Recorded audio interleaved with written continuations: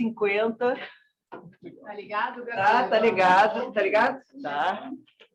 Sensacional, mais uma vez. A nossa reputação que foi criada em Tel Aviv de pontualidade continua perdurando.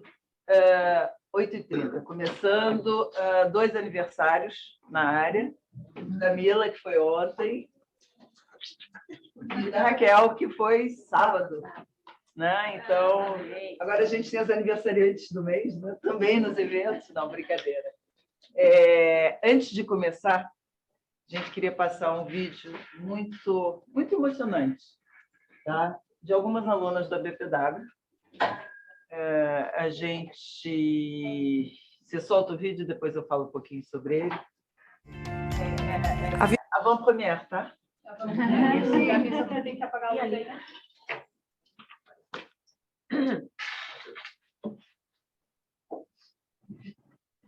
A vida da gente é feita de tokens, né? Tem alguns momentos que eu acredito que definem a nossa vida e a nossa jornada. Sem dúvida alguma, a BPW foi um token, tem sido um token muito importante na minha vida.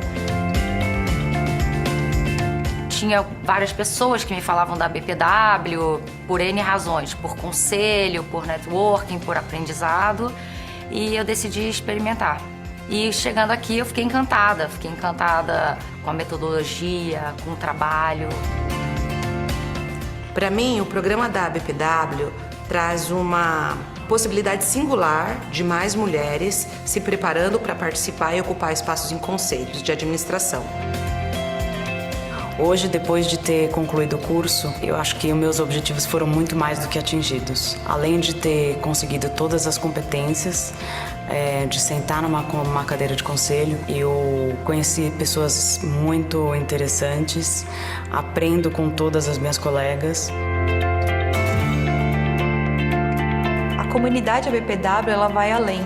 Ela vai além do dia a dia de sala de aula, ela se constrói nas conexões, ela se constrói com carinho, com preocupação e com a melhor definição do que é sororidade.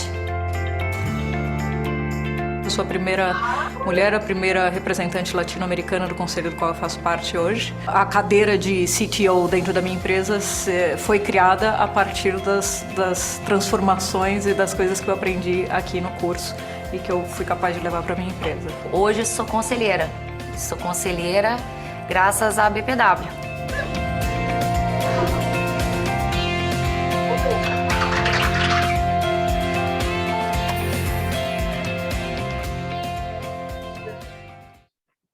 Porque ele foi feito basicamente num dia... Vamos acender a luz? Por favor.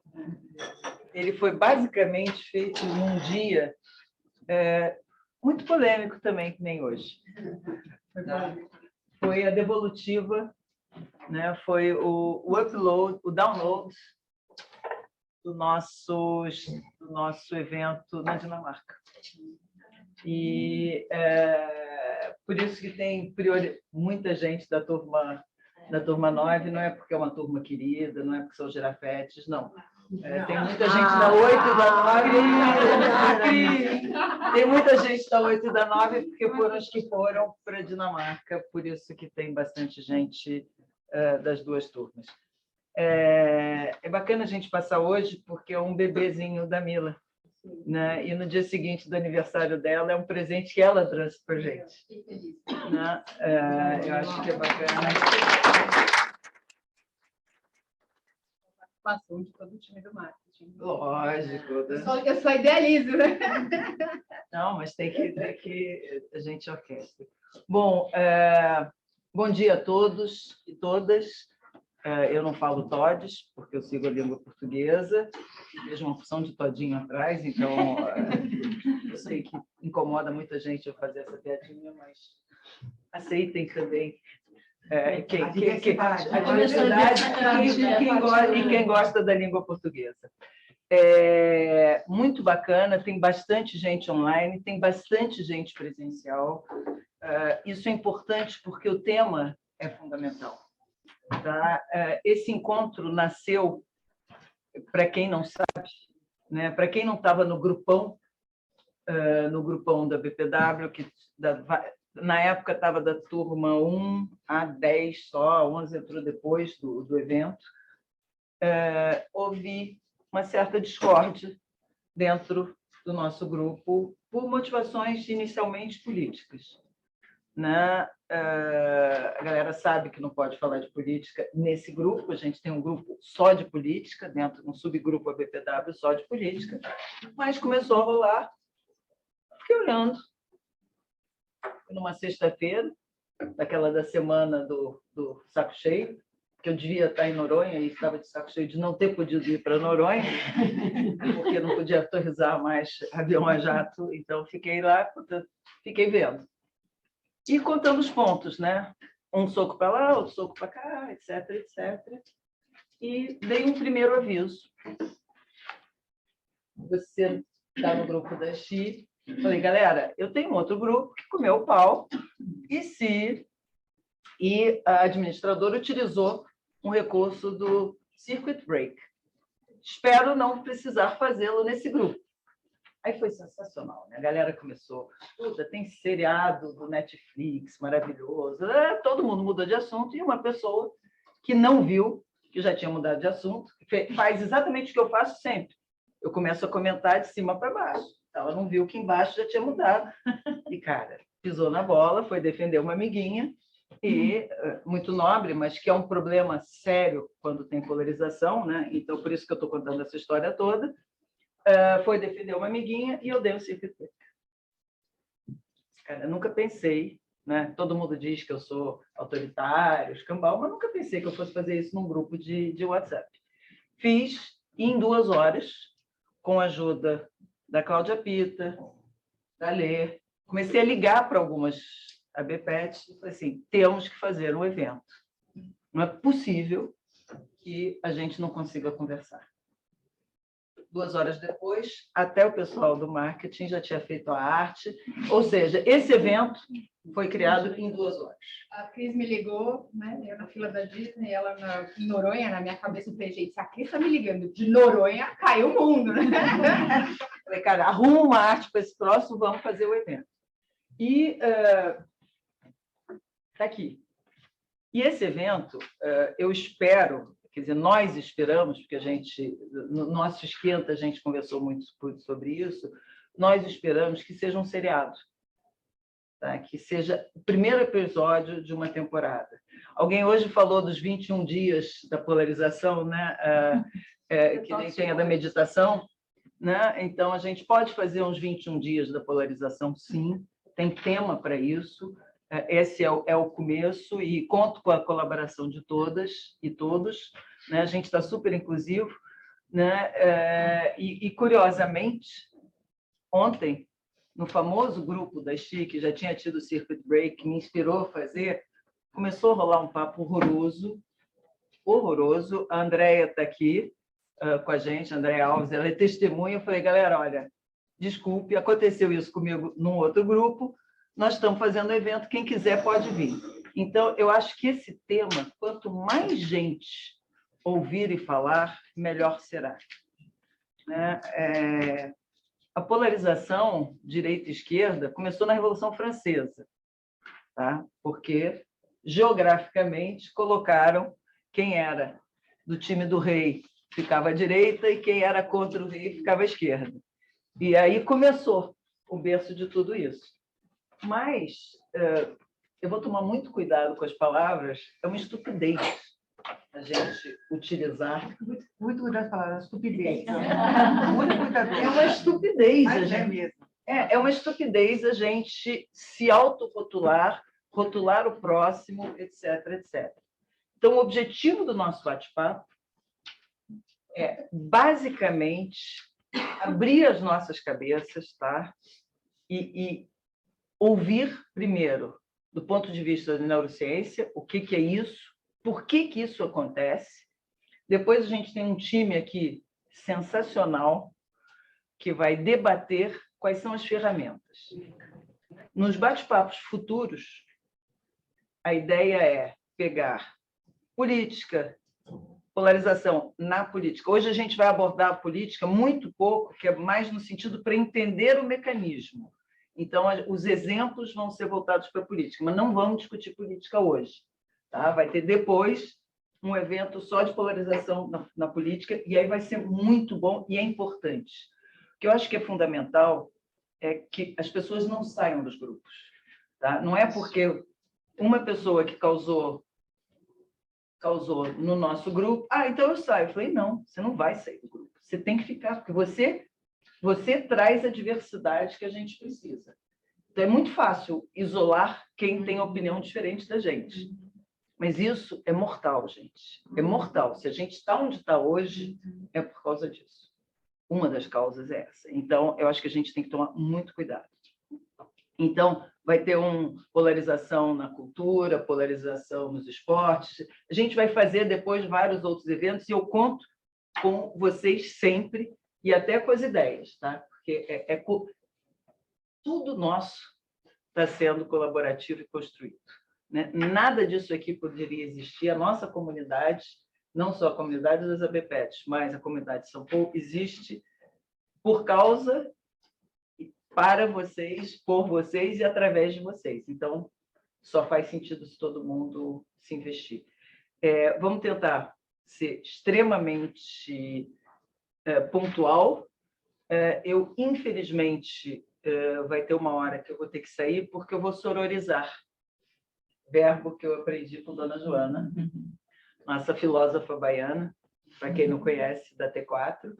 Eu vou sororizar porque uma amiga nossa está fazendo um evento e rolou um covidzinho básico, e como eu fiquei muito feliz que alguém salvou a minha barra de uma paraninfa da turma 9, que a paraninfa foi operada, então eu vou dar uma mãozinha, conversei com a Mila, e eu vou dar uma mãozinha e vou sair daqui sharp às 10 horas, e a gente vê o que vai acontecer até lá. Bom, a gente tem, para quem não conhece, a Cláudia Pita, ela tem 3 chapéus. Não, tem trocentos chapéus, mas com relação aqui, ela tem 3 chapéus. Ela é alumni da turma 1, ela é professora e já ganhou 2 vezes melhor professora, né? Junto com o incontornável Mussa, e é meu braço direito em muitos momentos aqui na escola. Foi nas duas viagens desse ano. Então, manja tudo de neurociência, manja tudo de ética, manja tudo de muita coisa. Hoje ela vai compartilhar com a gente só um pedacinho do que ela sabe voltado para a neurociência. Obrigadíssima. Obrigada, Cris. E cuidar com esse manja tudo de neurociência. As pessoas têm me feito umas perguntas assim sobre envelhecimento dos neurônios. Eu estudei neurociência e comportamento, e daí hoje a gente vai usar isso e muito das ciências comportamentais em geral.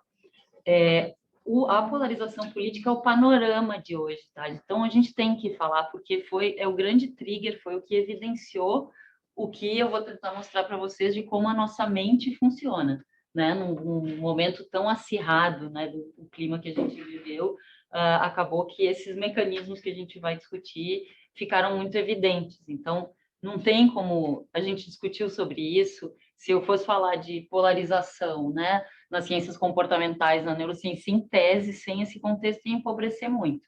Mas o objetivo não é a gente entrar em políticos, partidos, propostas, não é isso, é só mostrar o quanto a gente pode ser polarizado. O que a gente vai discutir aqui, como a Lê sempre lembra, é metacognição. A gente não vai discutir o mérito das coisas, a gente vai discutir como a gente entende o mundo e como a gente pensa sobre ele, como a gente lida com os outros em relação a isso.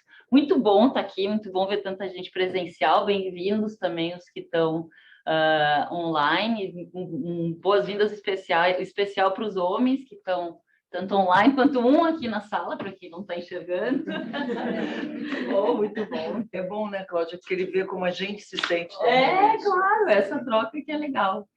E aí, então é isso, assim, as ciências comportamentais, só para a gente começar, não vou ficar falando sobre isso, vamos cair dentro logo, mas elas estudam como a gente se comporta e não como a gente deveria se comportar.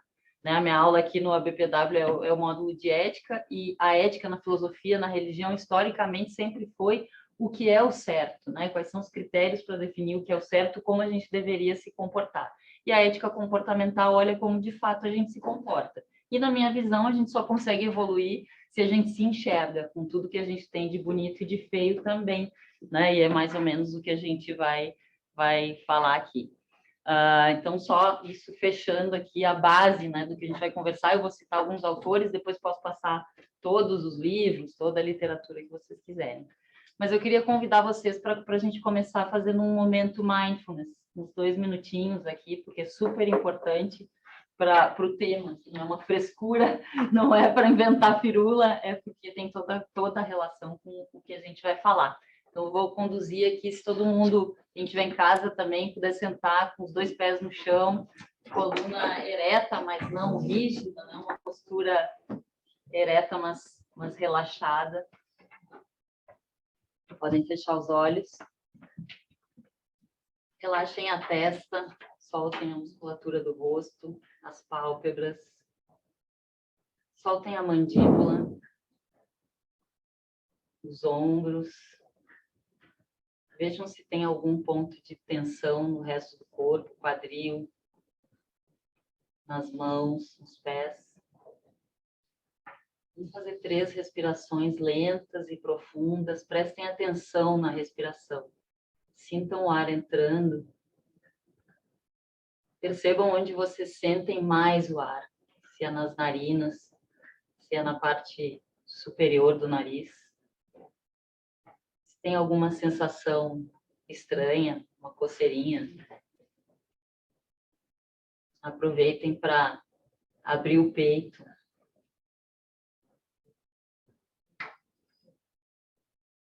Soltar cada vez mais os ombros, a musculatura do rosto.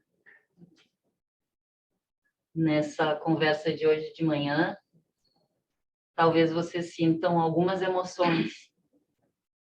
Incômodo, desconforto, raiva ou engajamento, empolgação, conexão. Percebam essas emoções, percebam onde elas se manifestam no corpo de vocês. Se é no fígado, se é o coração que vai bater mais forte, se vai subir um calor no rosto ou nas mãos. Tentem usar o momento para se analisar como vocês reagem, como nós todos reagimos. E aí vejam se vocês conseguem modificar o curso dessa reação, transformar ela numa resposta de uma consciência superior, que vocês vão conseguir acessar. E se não conseguir, não tem problema nenhum. Esse é um exercício de todos os dias, de vida inteira. Vou fazer mais 3 respirações. Soltar bastante a musculatura, o corpo todo. De qualquer maneira, não importa o que vocês estejam sentindo, o importante é vocês estarem presentes aqui. Viverem tudo que vai acontecer na próxima 1h30, 2 horas.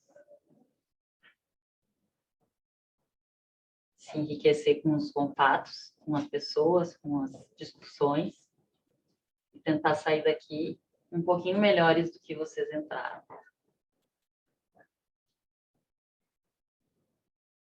Devagar podem abrir os olhos e virar a chave.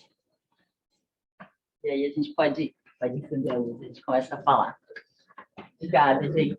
Que bom, né? Eu poderia continuar ali, ficar tipo toda hora. Vou ficar um pouco mais.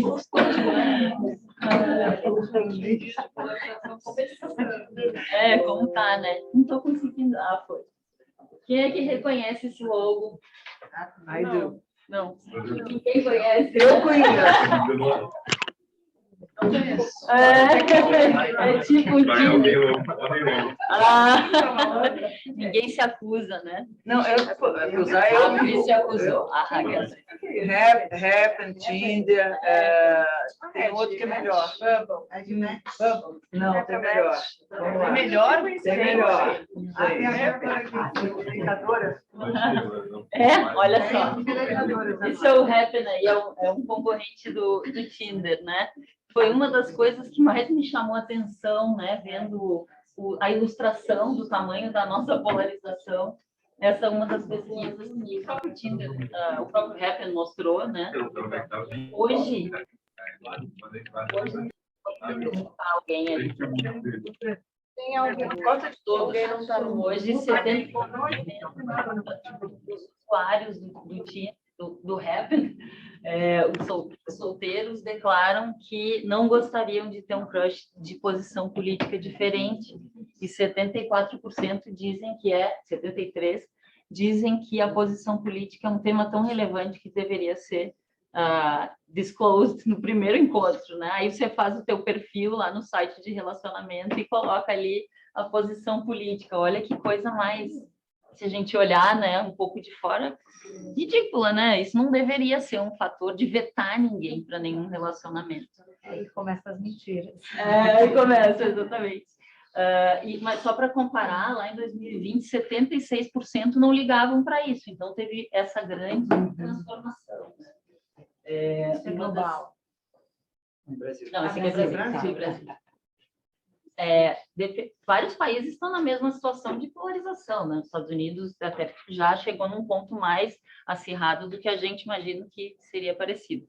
Essa é a pesquisa da Edelman, que sai todo ano, o Edelman Trust Barometer, é super legal de acompanhar, e ela mede o nível de confiança em várias instituições, né? Nos governos, mídia, ONGs e empresas. E aqui, antes da eleição, bem antes, eu acho que eles concluíram no primeiro semestre desse ano essa pesquisa, e já 76% das pessoas aqui no Brasil diziam que é impossível estabelecer um diálogo construtivo, um debate construtivo e civilizado em torno de questões que discordam. Essa pesquisa é com uma base grande, eles falam com pessoas com diferentes níveis de informação, né, de educação, então, pessoas intelectuais, de academia, jornalistas, etc., e também pessoas comuns, sem essa mesma formação. É outro número absurdo, e era antes da eleição. Talvez a pesquisa do ano que vem mostre mais ainda, um número ainda maior, né? Quando a gente vai para talvez o que mais nos toca profundamente, né, dos rompimentos afetivos, de relações afetivas, em razão da polarização, 11% dos eleitores romperam relações familiares ou de amizade em função de política, né? E hoje 40% dos eleitores, essa é a média dos eleitores dos dois lados, tá? Depois, se vocês quiserem acessar, tá nesse podcast aqui, esses dados estão aí. Esses dados são da Quest. Eu não achei a pesquisa, mas o presidente da Quest está nesse podcast contando esses números. Mas essa 40% é a média dos dois lados que não aceitariam, que ficariam infelizes se o seu filho ou filha casasse com um adversário, alguém que pensa no outro lado do espectro. Só isso aqui, a gente poderia parar por aqui e começar uma discussão de como a gente chegou nesse ponto, né? Só isso. Bom, aí não preciso repetir as palavras que foram mais ditas, né, e repetidas e espalhadas em todas as redes, para também nos fazer pensar, né? Genocídio, zoofilia, comunismo, fascismo, canibalismo, satanismo e outras várias, né? Que se a gente, de novo, para 5 segundos, sai da nossa mente irracional, que foi o que a gente tentou fazer aqui com o exercício de mindfulness, e vai para a nossa mente crítica, né? Um pouco mais elevada, menos contaminada por emoções, né? E racionalidade, vai ver que desculpa, e aí eu avisei que talvez algumas de vocês estejam com o coração disparando, mas ele testa. Isso é as nossas emoções falando, né? Sintam aí como é que está batendo no corpo, né? Isso, mas assim, racionalmente, não, né? Não é. Tinha, né, dois lados políticos cheios de defeitos, problemas, mas esses termos aí, tecnicamente, nenhum dos dois dá para dizer que descreveram qualquer, né, qualquer ação. Aí aqui por trás tem várias coisas. Claro que tem um uso marqueteiro desses termos. Claro que quem lida, o pessoal de marketing, tem algumas aqui, podem me ajudar, mas quem lida precisa vender ideias, vender emoções, vender produtos e serviços, sabe que a mente humana funciona assim, usa isso, quer acessar isso na gente, né? Então, também, além das nossas próprias emoções, né, tem todo mundo que quer manipular essas emoções para nos convencer de qualquer coisa, a comprar um produto ou a votar num candidato, né? A gente cair nesse tipo de coisa significa que a gente é burro? Não, tem nada a ver com QI. Tem tudo a ver com o quanto a gente está no nosso sistema 1, né? Que a forma como a maioria de nós já conhece pelo Kahneman, que é a nossa mente mais primitiva. Só para vocês verem que eu não estou tirando do nada, né? Essa é uma estatística do Facebook, da Meta mesmo, né?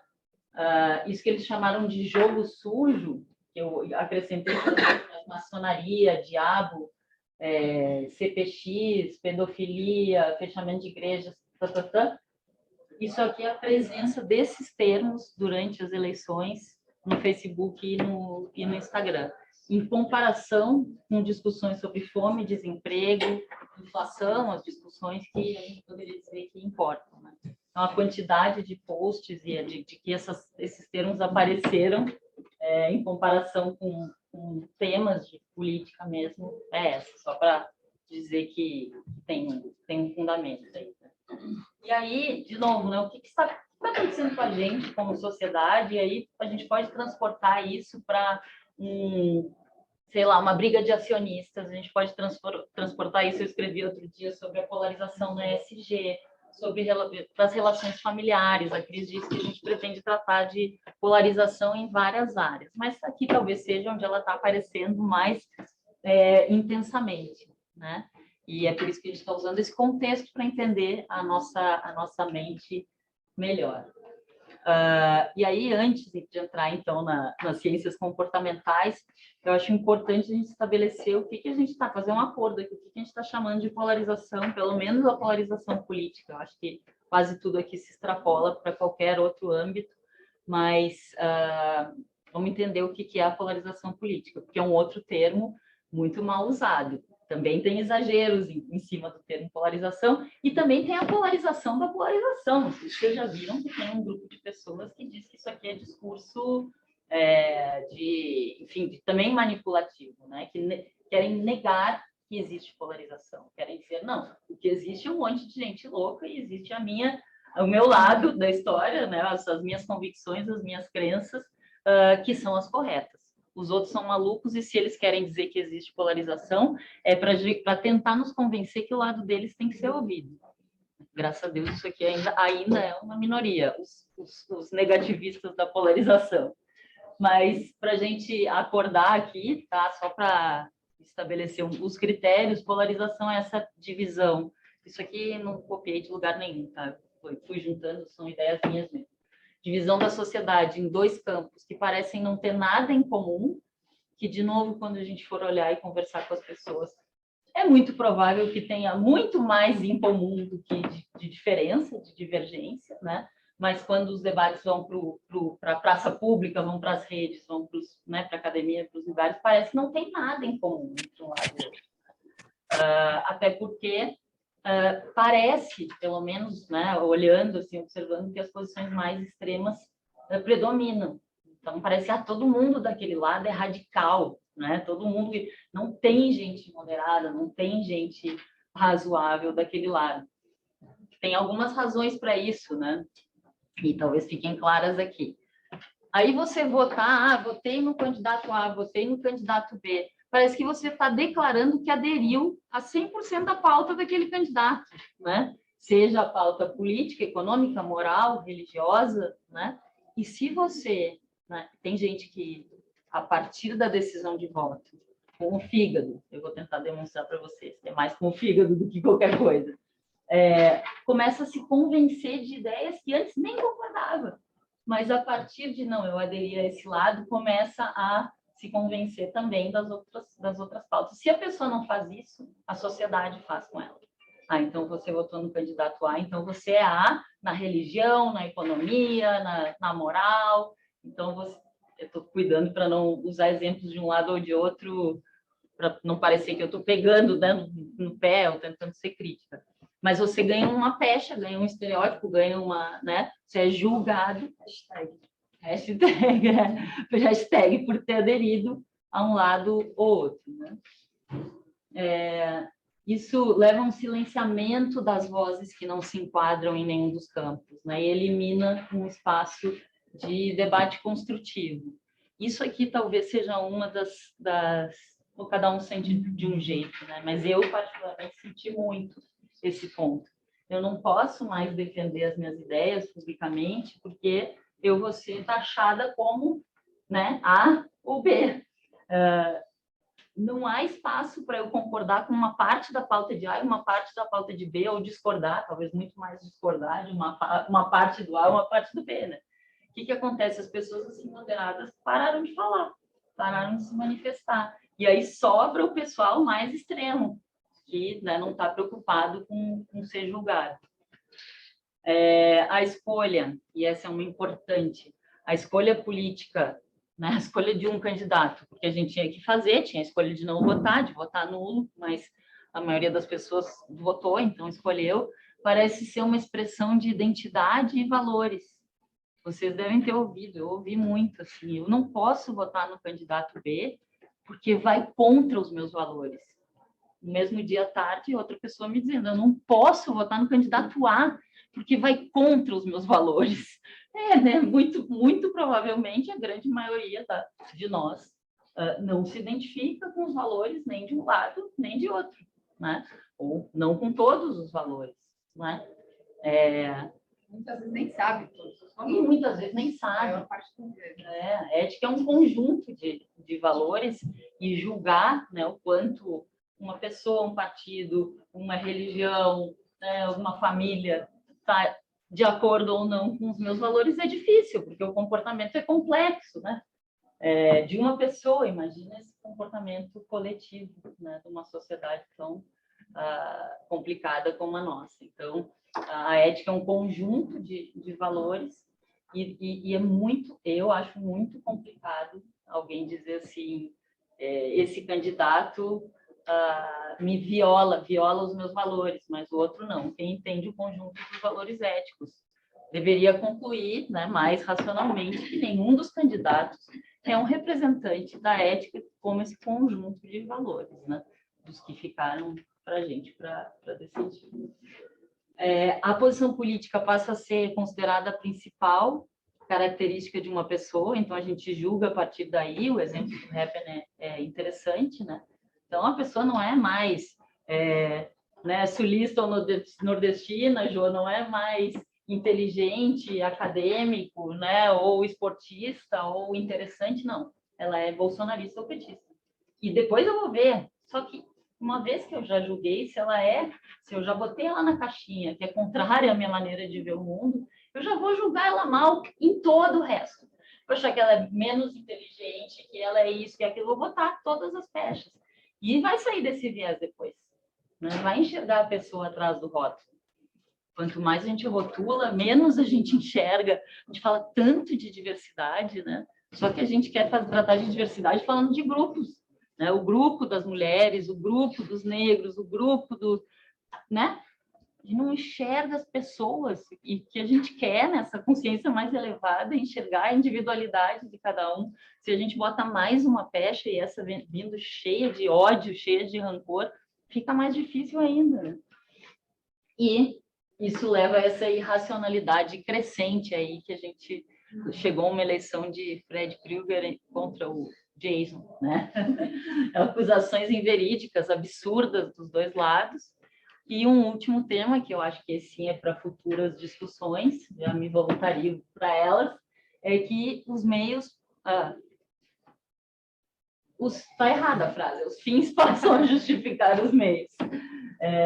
Aí se justifica todo tipo de excesso, arbitrariedade, porque se eu estou na luta contra o mal, todas as ferramentas valem, né? Todas as armas valem, de um lado e para o outro, não importa. Claro que quem tem o domínio, o maior domínio das instituições estatais, dos setores da sociedade civil que são mais poderosos, vão poder usar mais essas armas, né? Temas para próximos capítulos. Eu tenho que corrigir esse slide. Bom, então aí entrando, né, em comportamento mesmo, como funciona o comportamento, isso aqui quem fez o módulo de ética já viu, talvez tenha visto mais de uma vez, mas esse é o conceito fundamental, né? O nosso comportamento, a gente fica assim, será que o ser humano é inerentemente bom ou inerentemente ruim, egoísta, né? E, na verdade, não é assim. Nosso comportamento é um vetor que resulta da tensão entre duas partes aqui do nosso cérebro, né? Uma mais emocional, impulsiva, muito mais antiga em termos evolutivos, né? São milhões de anos aí. E uma parte mais evoluída de razão e controle, que são elementos cognitivos muito mais recentes, muito mais sofisticados, que é essa parte aqui do córtex pré-frontal. Essa parte é o que diferencia o ser humano das outras espécies. Então, o nosso cérebro não é em tamanho nem em volume maior do que todas as outras espécies, a gente não tem mais neurônios que todas as outras espécies, a gente tem mais neurônios nessa parte, que é a nossa capacidade de ponderação, de olhar a consequência dos meus atos no futuro, de olhar a consequência dos meus atos para terceiros, para outras pessoas, né?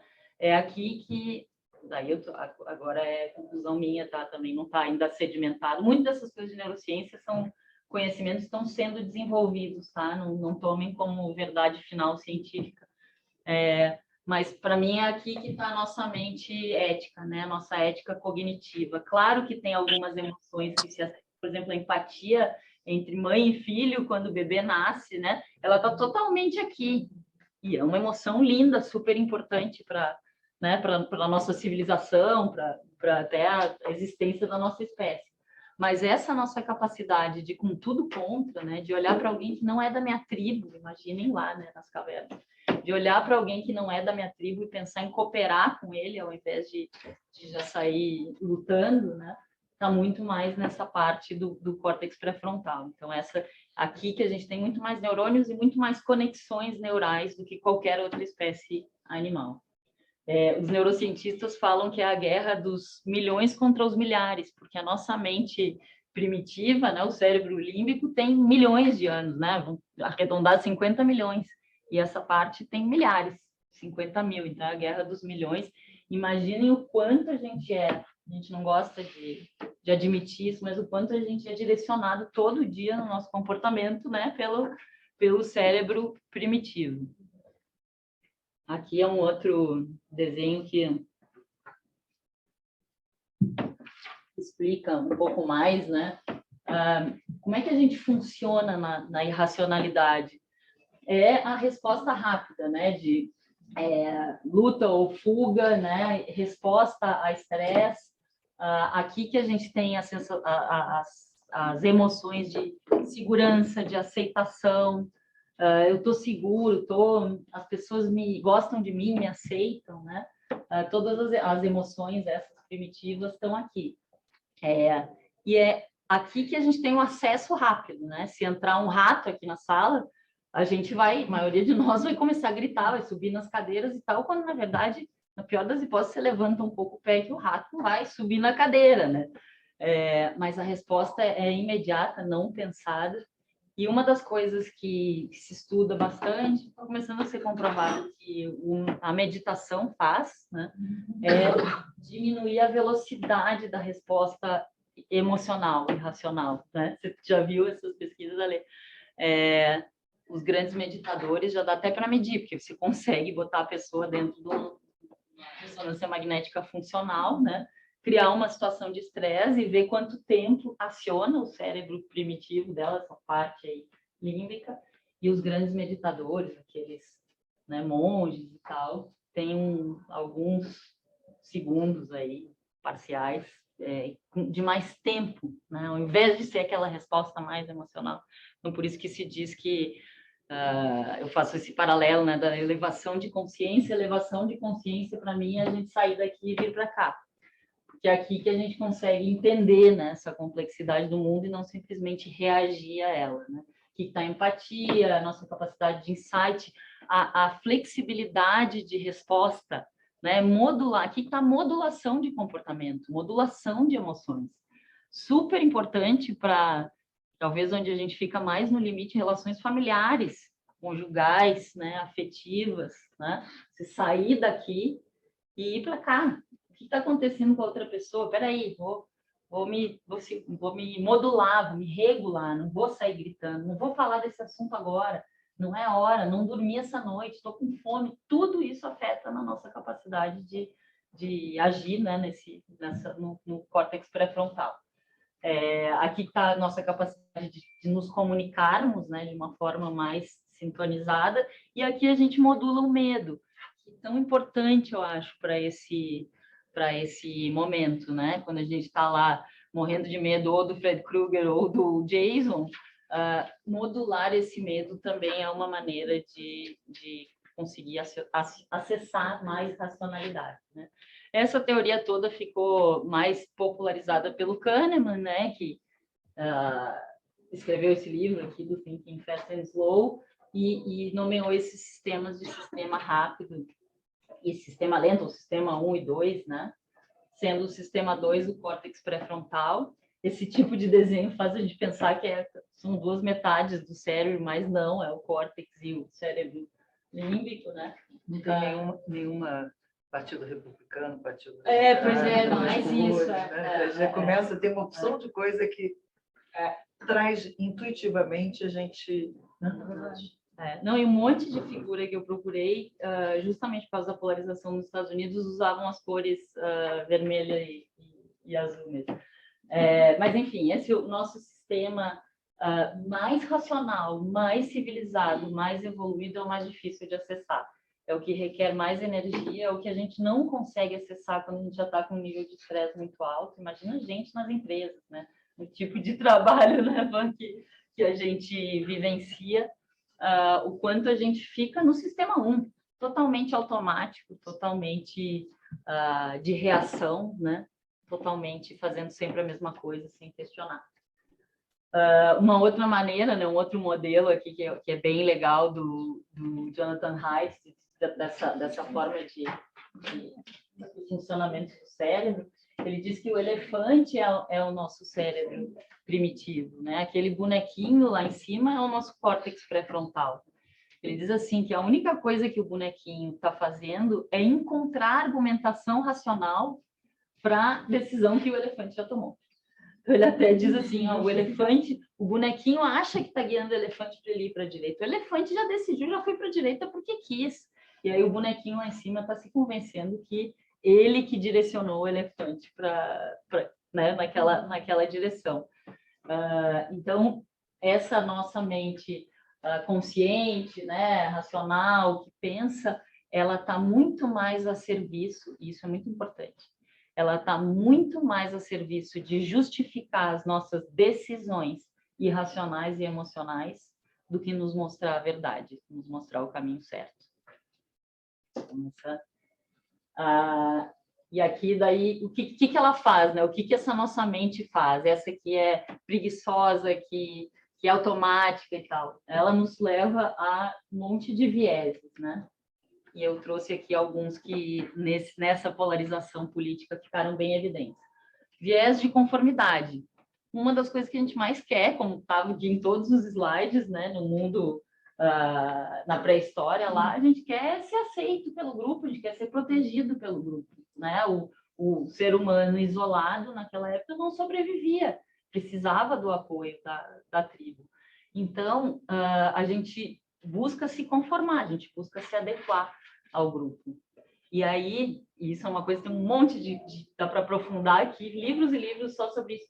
É mais importante para a nossa mente racional parecermos certos ou nos sentirmos certos do que estar no CETOS. Então, é mais importante para o meu cérebro eu fazer um discurso, defender uma posição que se adequa daquelas pessoas que eu quero que me aceitem, né, que eu quero que me acolham, daquele grupo que eu quero fazer parte, do que realmente pesquisar e tentar entender e tentar formar uma posição, né, uma convicção independente, né, baseada em estudo, em fatos, em trocas com outras pessoas. Não, eu quero fazer parte daquele grupo. Isso a gente viu muito, né? Pessoas que totalmente vestiram uma camiseta para ser parte de uma tribo, né? Outro viés de confirmação, também ficou muito claro agora. Esse é outro tema que se conecta lá com o anterior, né, das arbitrariedades, porque tem um problema aqui de desinformação e fake news e tal. A gente procura informação que corrobora o que o nosso fígado já disse, né? De novo, o elefante e o bonequinho. A gente vai nas fontes de notícia que tem o viés que, né, que a gente acredita mais, que está mais alinhado com a gente sai dos grupos de WhatsApp onde tem posições divergentes, a gente busca os dados, e aí eu não botei aqui, mas eu testei algumas informações em gráfico e tal, aquelas de fonte bem incrível, assim, eu testei com pessoas de diferentes matizes políticos, né, e tal, e a pessoa vê no gráfico o que quer ver, né, dependendo de onde você dá ênfase, e aí você fica cego para o resto. Não, eu vou pegar esses últimos 2 anos, não, eu vou pegar a série histórica de 15, não, mas se comparar esses 2 anos daquele governo com esses 2 anos desse governo, a pessoa encontra no gráfico o que ela quer para confirmar o que ela já acredita, né? A gente não olha para a informação com cabeça de cientista, isso é um termo que o Adam Grant usa muito. A gente não olha para as informações, para os dados com cabeça de cientista, a gente olha com cabeça de político mesmo, né? Para encontrar aquelas que nos... Bom, e aí tem um problema que eu só vou enunciar aqui, que a gente não vai entrar, que eu acho mesmo que é para discussões futuras, o papel das mídias tradicionais, né, nessas bolhas de informação, na desinformação, e das redes sociais, cada uma com seus problemas. Aí, quando a gente fala de regulação, a gente está falando de regulação da mídia tradicional e das redes sociais, ou só das redes sociais, qual o papel do jornalista, qual a ética do jornalista. Aí entra aqui um monte de outras questões, mas, de fato, essas bolhas, né, o próprio algoritmo das redes sociais só reforça a nossa convicção inicial, né? Fica tudo aparecendo aquilo que a gente já acredita. A gente tem uma questão de cegueira indireta, a gente, além, né, de só ver o que a gente quer ver, a gente vê o que está mais próximo, e aí tem uma ilustração super bacana, né? Acho que Dani já me ouviu falar disso em outro fórum, que é a questão das mortes na pandemia, né?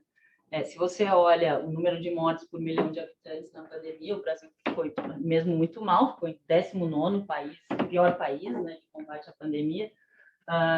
Mas se você olha, por exemplo, para o número de mortes na fila do SUS, ou por erro médico no SUS, é igual nos anos anteriores. Então, 2018 foram em torno de 200 mil mortes, 250 mil mortes no SUS, né? Por que essas são genocídio e as outras não, se a gente está falando de descaso estatal da mesma forma? Porque essas a gente conhece as pessoas. É meu pai, é o irmão, é o meu amigo e tal. E o pessoal da fila do SUS é uma estatística. E esse viés é estudado e se chama de cegueira indireta. É o mesmo viés quem assistiu às aulas de ética que fizeram durante muitas décadas aí as empresas terceirizassem as suas cadeias de produção para países que não respeitavam os direitos humanos para baixar o custo. Mas estão morrendo lá naqueles países, tá, onde tem guerra, tem desrespeito a direitos humanos, mas eu não estou enxergando. Eu, executivo, que tomei essa decisão, eu vou dormir aqui no meu travesseiro tranquilo da vida, porque eu tenho essa cegueira indireta. Não é maldade, é viés.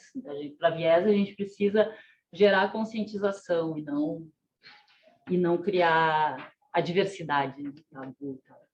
Aí tem o viés do viés, né? A gente acha que é menos enviesado que os outros, a gente vê os outros falarem e achar, nossa, a pessoa não é bem assim que chama, não achei uma tradução muito boa, mas é isso, a gente acha que a gente pensa super racionalmente, né, e tal, que a gente avalia os fatos, e que os outros que estão conversando com a gente são enviesados e tendenciosos. Tem um outro viés que aparece aqui de falso consenso. Tem um jornalista que eu gosto bastante, conheço a história dele, ele tem uma posição, não é viés, ele tem uma posição bem claramente aberta, e ele disse agora assim, um país inteiro em desespero, não sei o que lá, alguma coisa. Como assim? Né? A pessoa acha que ela vive na bolha dela e acha que tem um consenso. As pessoas que vocês devem conhecer, algumas eu conheço, que vivem muito em bolha, elas não enxergam que o país está dividido, sabe? É um outro tipo de cegueira também. Linguagem distorcida, né? Eu mostrei ali os exemplos dos termos hiperbólicos que foram usados durante a eleição. Nas aulas de ética, a gente fala o contrário da linguagem eufemística, né? Aquela que é chamar a operação estruturada, propina, corrupção de operação estruturada, chamar cartel de organizar o mercado. A mesma coisa acontece para o outro lado, né? E tudo isso reforçando essa nossa mentalidade. Não é mais bacana falar tribalismo, né? Um termo que está bastante criticado, mas eu vou tomar a liberdade de usar aqui, porque é nosso cérebro pré-histórico mesmo daquela época funcionando assim, né? Nós e eles. Isso é muito forte na gente. A gente gosta de ser parte de um nós, e quando tem o eles, para serem um outro grupo que ameaça, esse sentimento de tribo se reforça. Tem outras formas de criar sentimento de coesão. Religião, por exemplo, é uma, né? Mas essa aqui é muito, muito forte. Uma coisa que eu ia falar mais aqui, esqueci. Não existe a tribo global, a tribo universal. A tecnologia, o mundo evoluiu muito mais rápido do que o nosso cérebro, né? Precisa passar várias gerações para o nosso sistema neural ter alguma modificação, né, relevante. Então, a gente ainda é tribal mesmo, e a gente está conectado em rede com o mundo inteiro, né? Mas não se sente assim, nós não sentimos parte dessa tribo. Aí vou acabar dizendo aqui que o Bertrand Russell, né, que intelectual mais antigo, tem uma frase que eu uso porque ela é provocativa, mas ele diz assim: o problema do mundo é que os estúpidos estão absolutamente convictos e as pessoas inteligentes estão cheias de dúvidas, né? E aí a gente aprende que na época dele não tinha, né, neurociências, ciências comportamentais, não tem a ver com estupidez, tem a ver com irracionalidade. Tem uma linha de estudos que, inclusive, diz assim, as pessoas mais inteligentes, de QI mais alto, são as mais capazes de se auto-enganar, porque elas encontram as informações, elas conseguem trabalhar dados, argumentos e tal, que reforçam ainda mais as convicções delas, né? Então, a estupidez aqui não tem a ver com a estupidez de QI. Mas eu trouxe a frase dele brincando, é muito mais bacana a gente usar um pensador muito mais do nosso tempo, né, mais conectado com a gente, que é o Adam Grant, e ele fala isso, que os grandes pensadores não fomentam as suas dúvidas porque são impostores. Eles mantêm dúvidas porque sabem que nós somos parcialmente cegos e estão comprometidos a melhorar a sua visão, né, das coisas. Eles não ficam, né, não ficam falando sobre o quanto eles sabem, mas eles têm essa humildade de se maravilhar com quão pouco eles entendem. Esse livro está super na moda, que é o Think Again, do Adam Grant, Que vale a pena. e que vale muito a pena, né? Se não fosse pela teoria toda, só pelas frases, porque a teoria é muito fácil de entender, nem precisava o livro inteiro, mas as frases são sensacionais. Então, o exercício é da gente duvidar de nós mesmos, né? O meu marido me provoca muito quando eu chego nesse ponto. Então, é tudo relativo, então não tem certo e errado. Não, o caminho não é que seja isso. É que nem a gente está totalmente certo, nem a gente está totalmente errado. Cada perspectiva de cada pessoa na sociedade tem algo de relevante a acrescentar, né? E a nossa evolução como civilização, a nossa evolução ética tem muito mais a ver com encontrar caminhos construtivos, né? Que que somem essas posições ou que nos deem um espaço de diálogo para mostrar para o outro que tem algumas coisas que são excessos, né? Tem algumas coisas que não cabem, precisam ser deixadas para trás, a pessoa precisa rever suas posições, mas a ética está muito mais nesse diálogo, na capacidade de diálogo, em tudo que as meninas vão falar, do que nesse moralismo de dizer eu estou certo e você está errado, como você pode votar no fulano de tal, que é uma heresia, né? Que vai contra os meus valores. Está muito mais na capacidade de entendimento. Tentei ficar no tempo aqui.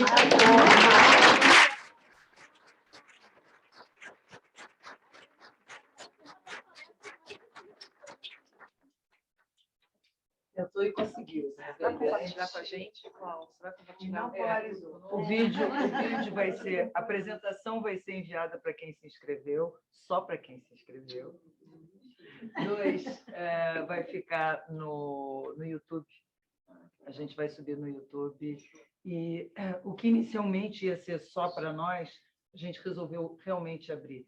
Então, vamos fazer uma coisa que a gente não faz muito, bota no YouTube aberto mesmo, sem ser só com link. Tá? Porque é um tema que tem que ser divulgado. Eu estou fazendo uma live no Instagram também, aí todo mundo, poxa, que tema importante, não sei o quê. E aí eu aproveito o gancho, que é o seguinte, se caso vocês, quem quer que esteja nos ouvindo, quiser, a gente replica o debate que a gente vai ter e o bate-papo da Cláudia em qualquer empresa nas quais vocês, escritórios de advocacia, Big Four, empresa familiar, empresa listada, qualquer escola, qualquer fórum. Eu acho que quanto mais a gente divulgar esse tema, melhor será. Tá? A gente pode ir, inclusive, para Porto Alegre para falar com muito entusiasmo. É que tem várias gaúchas na sala convidadas da Cláudia aqui.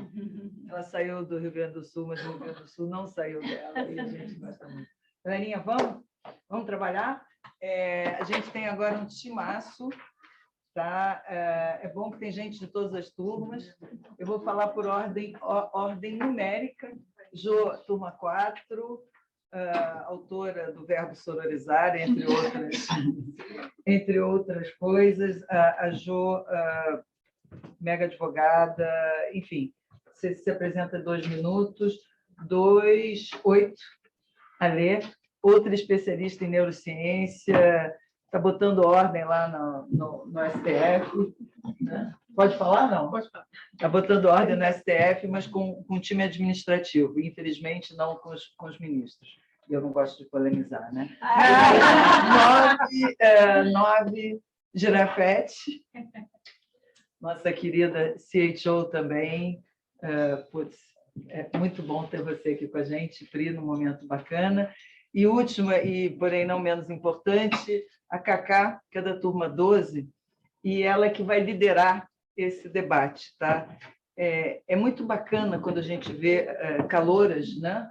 Calouras tão entusiasmadas, até acho que até campeonato de cuspe à distância, a Cacá participa, participa e lidera. Ganhou o primeiro torneio de beach tênis, está no comitê de festa, está no comitê da festa do final de ano. Não se esqueçam, muito brilho. Para quem quiser, tem peruca. E está sempre muito ativa, não só nesse grupo, em todos os outros. E um beijo para a irmã dela que está nos assistindo. Está aqui! Veio ao vivo para garantir. Veio ao vivo para ter certeza. E olha, são as rainhas da polemização, hein? Então é muito bacana ter vocês aqui. E bola, manda brasa, porque o tempo é curto para tanto assunto que a gente vai discutir. E a única coisa que eu queria falar antes de vocês começarem é o seguinte: isso é muito importante também para conselheiras, tá? Porque não tem nada pior, né? Quem tem aulas me escuta dizendo essa frasezinha com frequência, não tem nada pior do que um conselheiro que chega numa reunião de conselho com voto pronto, né? E a única coisa que ele faz é fingir que está ouvindo e depois já está lá com o votinho pronto. Quem participa de conselho sabe que esse perfil existe. Então, essas ferramentas elas são úteis para a polarização, mas são muito úteis também para quem quer ser conselheiro ou conselheira. Tá? Então, é fundamental e manda chumbo. Vai, Cacá, a bola é tua. Obrigada. Todo mundo me ouve? Não preciso levantar, né? Maravilhoso. Vamos lá. Ale, eu vou começar com você. Primeira coisa, eu vou pedir para você se apresentar, por favor. E aí eu faço Obrigada.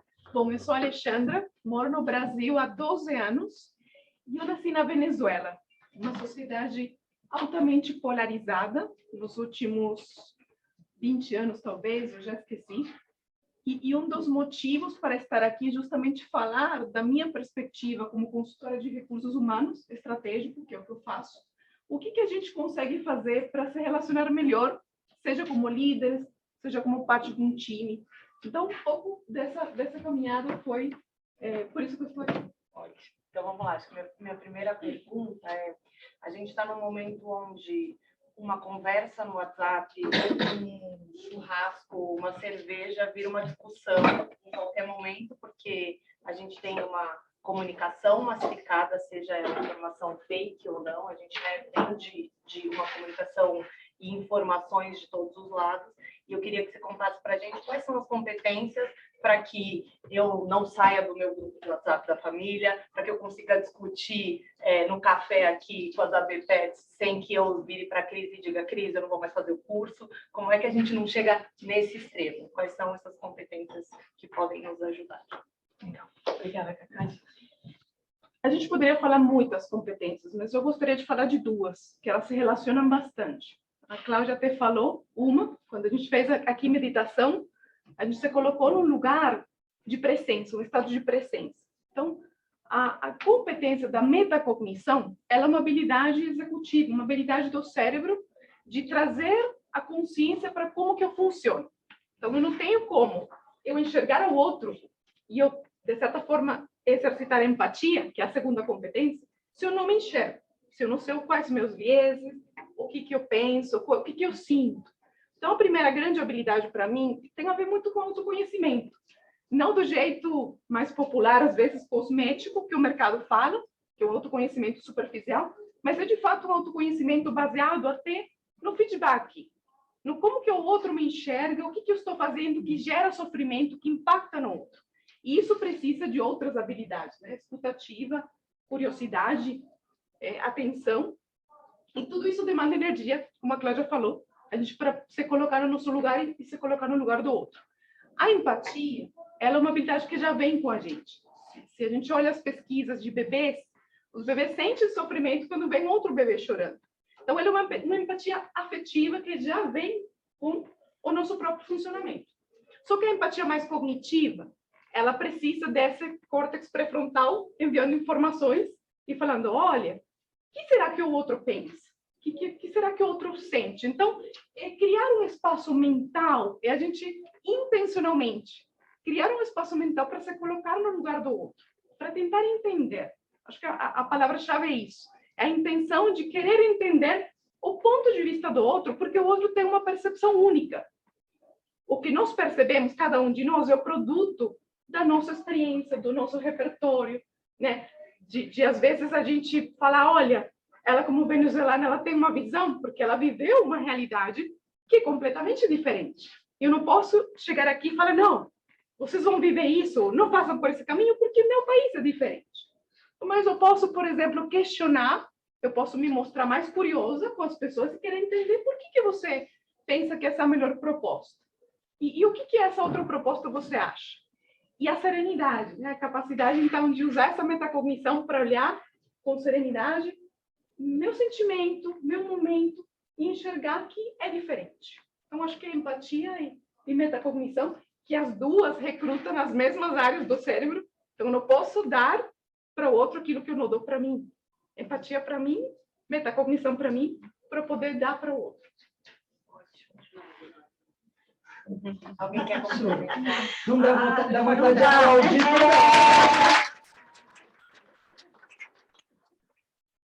João, uma pergunta para você, mas se apresenta primeiro. Bom, Cris já me apresentou, né? Eu sou Joana Batista, da turma 4, uma filósofa baiana em processo de construção, conselheira, advogada. Com muito orgulho. Com muito orgulho, graças à BPW. Não, é só você aqui. E pensando muito sobre essa questão da polarização. Pode fazer sua pergunta. Pensei que ela fosse responder. Deixa eu falar. Eu acho que a Lê falou muito bem sobre empatia, mas a gente tem uma questão aqui, né? A gente confunde muito empatia e simpatia, são coisas totalmente diferentes. E acho que a comunicação não violenta ensinou para a gente o que é empatia, né? Apesar de a gente já nascer, acho que o mundo vai levando a gente para simpatia. Eu mesma achava que eu era a pessoa mais empática do mundo. Eu achava que, nossa, é empática. E aí, há uns 5 anos atrás, eu tive que fazer um tratamento e perdi meu cabelo. E aí as pessoas viravam para mim e falavam: é seu cabelo! Tá, que isso?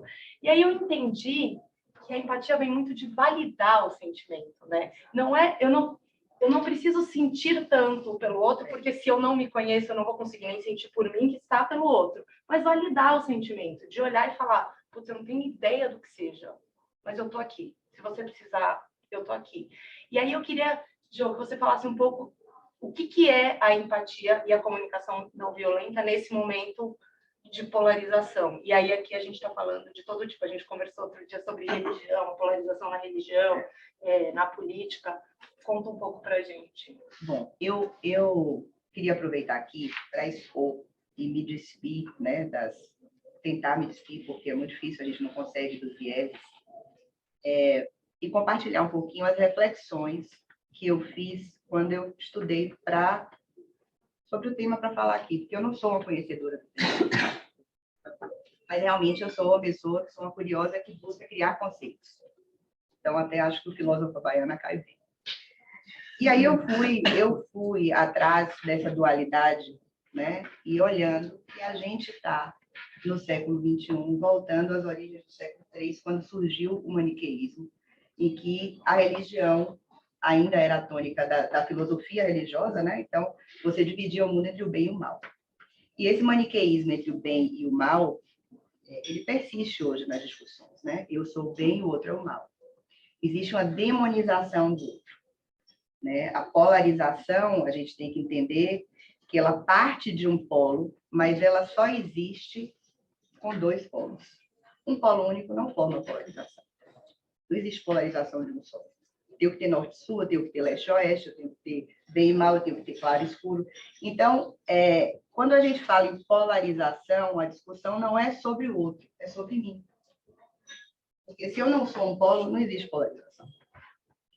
E quando eu penso na questão da empatia e da simpatia, aí um pouco das conversas que eu tenho com o Cris, nas nossas viagens para o Rio, e a gente vai na origem, né? Você fala empatia, simpatia, a origem é única, etimologicamente, patos, né? Sentimento, é sentimento. Então, nos 2 casos, eu tenho o sentimento como origem, como raiz daquilo ali. Mas o que diferencia uma da outra é que a empatia é justamente esse respeito pelo sentimento do outro. Eu me colocar no sapato do outro, eu me colocar no lugar do outro. Eu não sei o que o outro está sentindo, mas eu posso tentar compreender, né? Isso a gente vê muito nas discussões sobre antirracismo, por exemplo. Eu sou baiana, uma sociedade negra, né? Eu não sou negra, mas eu consigo tentar entender o que aquele negro que está ali do meu lado sofre, sofreu e viveu. Eu não vou sofrer o que ele sofreu, eu não estou nessa posição, mas eu tenho esse respeito, essa posição de respeito por aquela situação. A simpatia, ela já diz respeito a uma afinidade de sentimentos. Então, nós somos simpáticos ao tema do meio ambiente, nós temos uma afinidade aqui, nós temos aqui uma simpatia sobre o tema. E é isso que é a diferença quando a gente fala de polarização, porque quando eu falo que polarização não é sobre o outro, é sobre mim, eu tenho que olhar para mim. E uma das coisas que eu percebi, estudando para conversar aqui com vocês, foi o cinismo na discussão do tema. Eu mesma me peguei, pensei, falando, eu mesma já fui cínica, já me utilizei do cinismo, como se ninguém soubesse sobre o que eu estou falando ali, ou qual é o meu viés, né? para dizer que eu estou tendo uma postura absolutamente racional sobre o tema, quando, na verdade, eu estou discutindo exatamente, eu estou tentando exatamente contrapor e desrespeitar a posição do outro. Eu estou polarizando o meu cinismo. Então, o primeiro ponto que eu queria colocar aqui é para que a gente tenha consciência e evite as posições cínicas que nós temos. Não é do outro, é nossa. Eu não controlo ninguém, eu só controlo a mim mesma. Se é que eu controlo. Você acha que é incontrolável. Às vezes É o bonequinho em cima do elefante. E aí é a história da polarização, né? A polarização, ela nem sempre é negativa. Se a luz é boa, significa que a escuridão é ruim? Não. Para namorar, a escuridão pode ser boa. Tá? Então, assim, é importante a gente entender que o fato do meu lado, do meu polo ser bom, não significa que o outro polo é ruim. A polarização não é o bem e o mal, não é o maniqueísmo. Quando a polarização se mostra ruim, é justamente na falta de empatia, porque a minha total e absoluta incapacidade de permitir a existência daquele que pensa diferente de mim. E aí entra muito com o nosso tema, né? Nosso tema central desse curso, né? Que é a diversidade. Como é que eu posso enxergar a existência do que é diferente de mim, demonizando o que é diferente de mim? Então, eu não vou permitir jamais a diversidade de acontecer. Né? Eu preciso mudar alguém, eu preciso convencer alguém, eu não preciso convencer ninguém. Eu preciso diminuir o outro, eu preciso diminuir a posição do outro. O escuro é ruim, o claro é bom, a luz é ruim e a escuridão é boa, por quê? Tem que ser sempre dual. Eu preciso lacrar, eu preciso cancelar, eu preciso dar aquela última frase do grupo de WhatsApp e sair, deixar ali aquele fogo queimando. Como diz uma amiga minha, eu vou jogar uma frase aqui e deixar a mágica acontecer. E aí, quando ela volta, tem 138 mensagens. Eu falo muito do excremento no ventilador e querer pular fora depois. Né? E aí a gente cria o que a gente chama de triângulo da vitimização. O que é o triângulo da vitimização? Né? Você tem a vítima no vértice, sempre. Você tem o perseguidor no outro vértice. E você tem o salvador da pátria. Gostei disso. E aí, a gente fica... Quem é o salvador da pátria? Né? É por quem nós nos degladiamos, brigamos, e que vai libertar todo mundo de todo mal. Amém. Gostei dessa figura. Exatamente.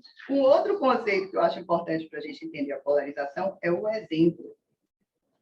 Porque tem eu gosto muito da sabedoria popular, que eu acho que ela realmente é sábia. E aí tem aquela frase conhecida de que uma andorinha só não faz verão. Uma andorinha só não faz verão. Mas uma andorinha só voando dá o exemplo e estimula que outras voem, para o bem ou para o mal. Então, criam-se os times, criam-se os polos, que vivem em si mesmados dentro da sua tribo e que entendem que aquilo ali é a realidade. Quando, na realidade, a realidade é muito maior do que aquela tribo que foi formada pelas andorinhas que estão ali voando. E aí eu concluo o seguinte, que a polarização é uma forma vaidosa, como a polarização é sobre mim mesma, né? A polarização é uma forma vaidosa de viver de forma isolada. Ainda que em conjunto, um conjunto formado por pessoas iguais a mim, e somente iguais a mim. Mas será que isso cabe, aí fica a minha pergunta, no momento em que toda a construção de mundo busca uma inteligência coletiva por meio de cooperação, por meio de cocriação coletiva, e não de competição? A gente ouve falar agora em competição, né? Cooperação. Acho que não cabe. A gente precisa realmente refletir se a polarização está levando a gente para o século III ou se está levando a gente para o século XXII. Acho que a gente está chegando mais perto do século III. Hoje em dia se fala muito nos desafios de neurociência de cocriação, né? Cocriação, a gente fala muito em cocriação. Primeiro era a cocriação individual, então, o pensamento que atrai, né, o que você quer na sua vida. E hoje fala-se de cocriação coletiva, que é o que nós aqui construímos, né? Quando, há anos e anos atrás, ele sentou e vamos fazer Camila, vamos fazer um curso aqui para conselheiras, e hoje é realidade. E essa cocriação coletiva do mundo, da sociedade que a gente quer ser, enfim, ela é realmente dependente de um mindset muito diferente do que a gente vê na polarização. Como a gente cocria coletivamente, isolando o outro? É possível. Como é que eu posso cocriar colocando o outro num polo totalmente distante do meu, em que eu prefiro aniquilar o pensamento diferente? Porque falta empatia. Não tenho empatia. E aí eu encerro aqui essa primeira parte da minha pergunta, já que Cláudio fez uma mindfulness, eu vou pedir para vocês fazerem o seguinte, assim, ó.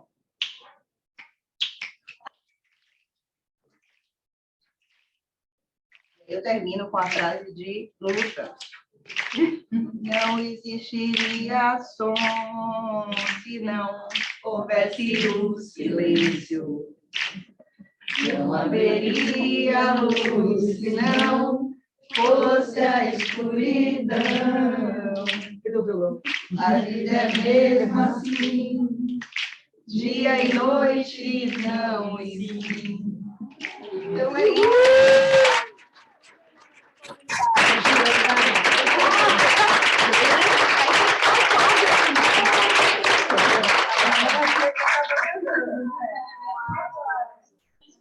Gente, vocês não têm noção do que a Joana no violão dela. Parabéns. Ela vai levar para a festa. Aí, Jo, olha. Nossa, eu ia levantar essa. Mas tem a Pri aqui, que vai se apresentar e aí vai responder outra questão. Vai lá, Pri. Primeiro se apresenta, por favor, que eu já te faço uma pergunta. Olha, tem comentários aqui Desculpe, tem comentários aqui ao vivo. Música do Lulu Santos não podia ser melhor, parabéns. Está rolando aqui. Posso pegar o violão. Não, tem até microfone na casa dela agora, caixa de som, o negócio tá. Começou a fazer violão há um ano atrás. Né? Fantástico. Você sabe que ouvir vocês aqui me levou as minhas memórias aqui e o primeiro momento da minha vida que eu saí da sala.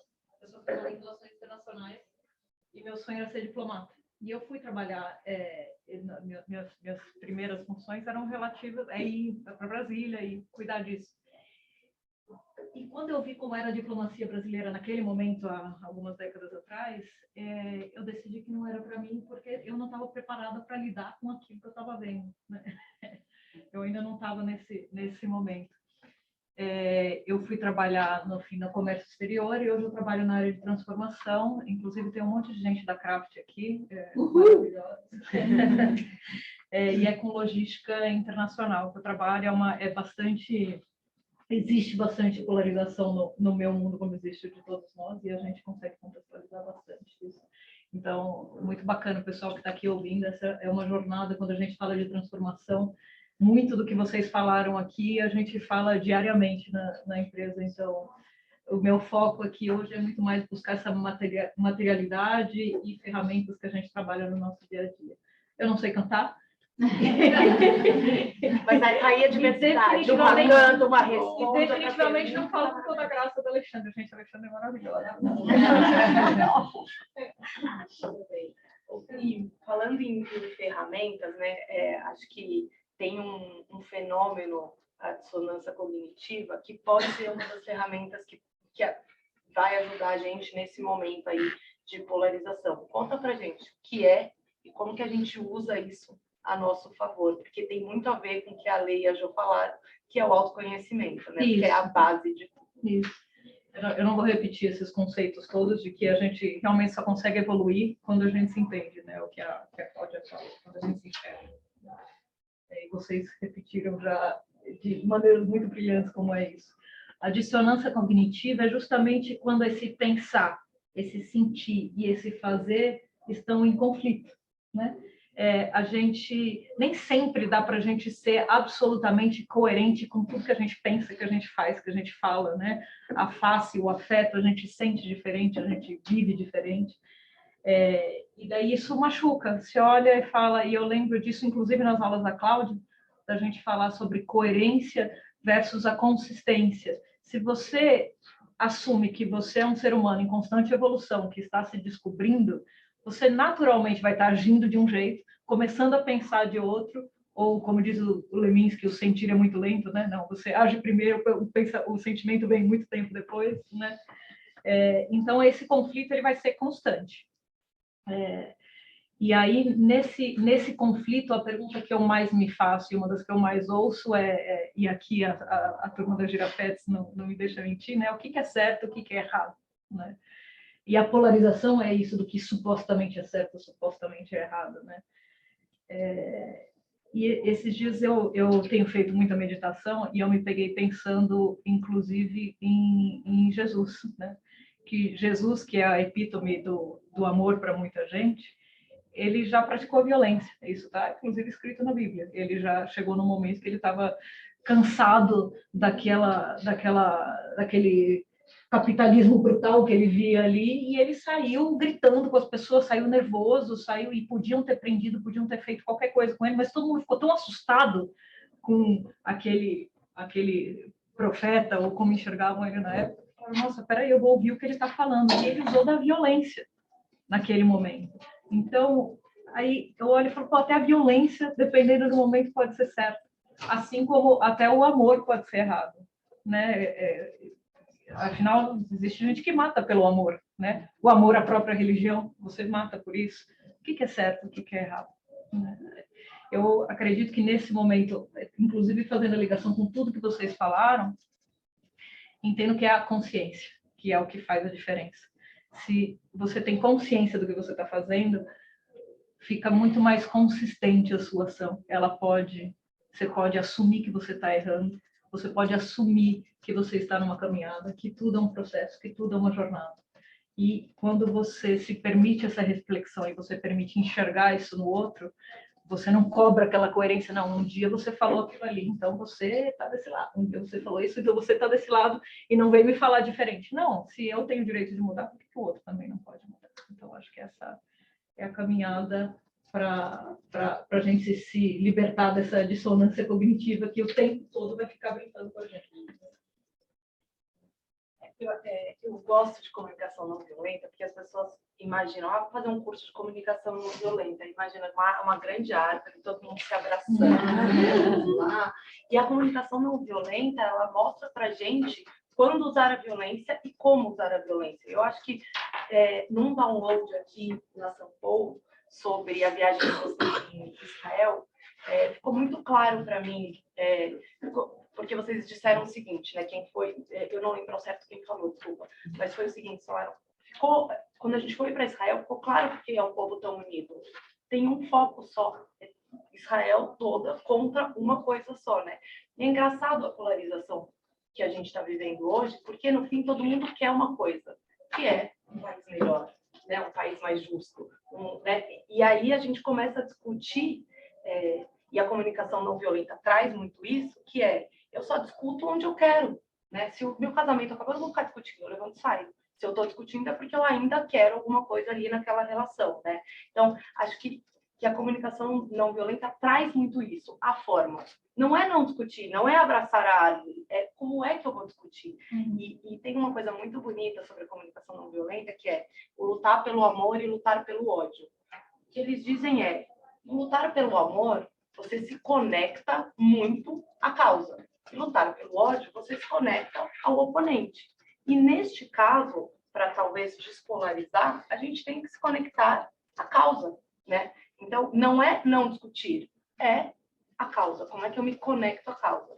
E aí, Ju, vai para você esta pergunta. Como é que a gente usa a comunicação não violenta e desmistifica o paz e amor da comunicação não violenta nesse momento, para a gente sair melhor, né? Qual seria a sua dica aqui para a gente, nessas discussões, conseguir ter uma discussão mais empática, que é uma das ferramentas que a Lei falou ser super importante. E a Lei fiquem super à vontade para ir complementando, tá? Eu até nessa reflexão cheguei à conclusão que às vezes eu sou bem violenta na comunicação, então foi bom para eu refletir. Mas a gente vai tentando melhorar, né? E os grupos de WhatsApp, eles são um laboratório vivo, porque a gente vê o tal do grupo do WhatsApp assim... Não precisava ser tão vivo. Às vezes... demais.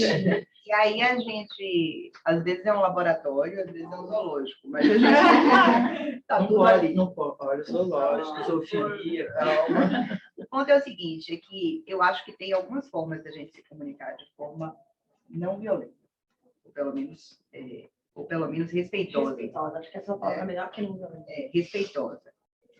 Uma delas é você não tentar simplesmente começar a conversa destruindo o seu oponente, ou o seu interlocutor, melhor dizendo, que não é um oponente, seu interlocutor.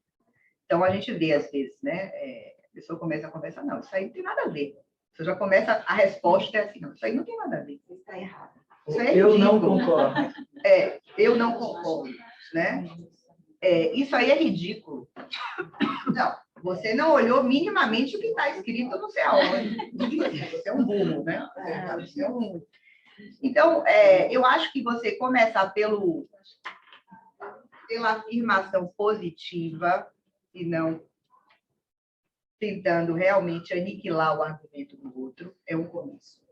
Então, assim, e a empatia, tente compreender, calçar o sapato e compreender. Agora, isso exige uma dose de humildade absurda, que nem sempre a gente tem, nem sempre a gente quer ter, porque a gente tem, se a gente quiser, mas nem sempre a gente está pronto para ter naquele momento. Por que a humildade? Você fala assim, poxa, mas essa pessoa, eu sei que essa pessoa está falando isso, às vezes até com uma dose de cinismo, tentando dizer que não está falando aqui sobre política, mas eu sei que ela está. Mas deixa eu tentar entender. Deixa eu tentar realmente entender, e não já imediatamente opor. Porque a gente tem a mania do embate, né? A dialética é muito constante na nossa vida. Então, você fala de lá, eu respondo de cá. Você vai de lá, está aqui. Eu não posso. Então, eu acho que a gente tem que parar um pouco, respirar e olhar o que está acontecendo, calçar o sapato do outro e perceber qual é a essência daquela comunicação. Eu acho que talvez essa seja a forma de se comunicar de forma respeitosa. Qual é a essência da comunicação? O que fica dessa frase, dessa fala, para que aí eu possa realmente responder? Porque eu não tenho dúvida que tem alguma coisa, como dizia Caetano, existe alguma coisa fora da nova ordem mundial. Há 30 anos Caetano falou isso. Mais de 30, eu acho. E continua. Há mais de 30 ele já previa isso. E continua. E é verdade. Então, eu acho que a gente tem que ter essa habilidade que é quase uma sabedoria. Uma sabedoria. Né? E aí é engraçado, né, quando você vai para os povos originários. O indígena, ele tem... Raquel estava comigo no evento, né? A gente viu lá o indígena falando. Ele tem uma compreensão dessa questão do respeito pelo outro fantástica. A gente precisa aprender. A gente precisa aprender com os povos originários, com a forma de olhar, com a forma de respeitar o mais velho, a opinião da experiência. Né? A gente não tem isso. A gente perdeu completamente. É o filho de 15 anos batendo boca com o avô, como se fosse igual. A gente perdeu. O exemplo que nós estamos dando é esse. Tem que parar, tem que olhar, tem que ensinar a observar, ensinar a compreender o outro. Entendeu? Acho que é por aí. Pode fazer pergunta, comentário, essas coisas durante? Então, vamos lá. A Cláudia falou uma coisa que eu acho que é fundamental e essa coisa que mais mexeu comigo nesses meses que passaram. Quando a gente esteve em Israel, a gente teve uma aula com um professor nos últimos dias que explicou que existem muitos pensamentos diferentes naquela escola. Quem estava em Israel sabe essa aula. Que você tem que achar quem são as pessoas que são os tradutores. Era o networking, né? Do networking, que pertencem a vários grupos e conseguem conversar com todas as cores, ele chamou. E ele chamou essas pessoas de Mavericks. Eu acho que quando a Cláudia trouxe para a gente que essa preposição neutra, na verdade, não é neutra. São essas pessoas que tiveram muitas dificuldades de falar em grupos que se posicionavam muito fortemente pela luz ou pela enfim, menos luz, ou luz amarela e luz vermelha. Eu queria ouvir de vocês todas, inclusive da Cláudia, por que é tão difícil ser esses tradutores, essas pessoas que podem caminhar em todas as áreas? Porque foi muito sofrimento para quem não é neutro, para quem pode caminhar em todos os lugares. O que vocês acham disso? E como é que a gente pode ser um lugar onde essas pessoas podem falar A e B e serem, talvez, C? Mas elas não querem ser C, elas são tradutoras. Queria colocar isso na nossa discussão aqui e ouvir um pouquinho de vocês. Foi muito difícil para os tradutores. Eu não sei se vocês sentiram isso, mas para quem sentiu isso foi sofrimento, de verdade. A gente está falando de emoções, teve um sofrimento relacionado a ser tradutor. Como que faz isso, gente, para a gente ser um pouquinho mais tranquilo e poder navegar em lugares diferentes e estar em todas as cores? Ser arco-íris. Foi difícil. Se eu pudesse por favor. Desculpa, Mila. Acho que só para agregar nesse ponto da Ângela, a gente como instituição de ensino, a gente tem muito essa tarefa de ser um tradutor e de ser o mais neutro possível.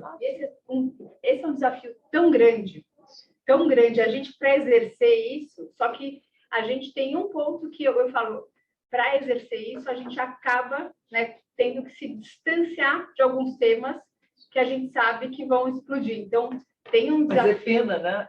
É pena, porque a gente, né? Deixa... A gente deixa, às vezes, de trazer um palestrante ou de trazer uma pessoa para conseguir manter essa neutralidade. Porque, assim, a gente, né, pode não parecer de fora, mas a gente analisa muito quem que a gente traz aqui, qual que é o risco de trazer essa pessoa aqui, como a gente não pode se posicionar. Né? A neutralidade faz parte do nosso processo de educar, né? De fazer com que as pessoas possam se libertar aqui nesse ambiente, se sentir bem aqui. Né? E essa análise não é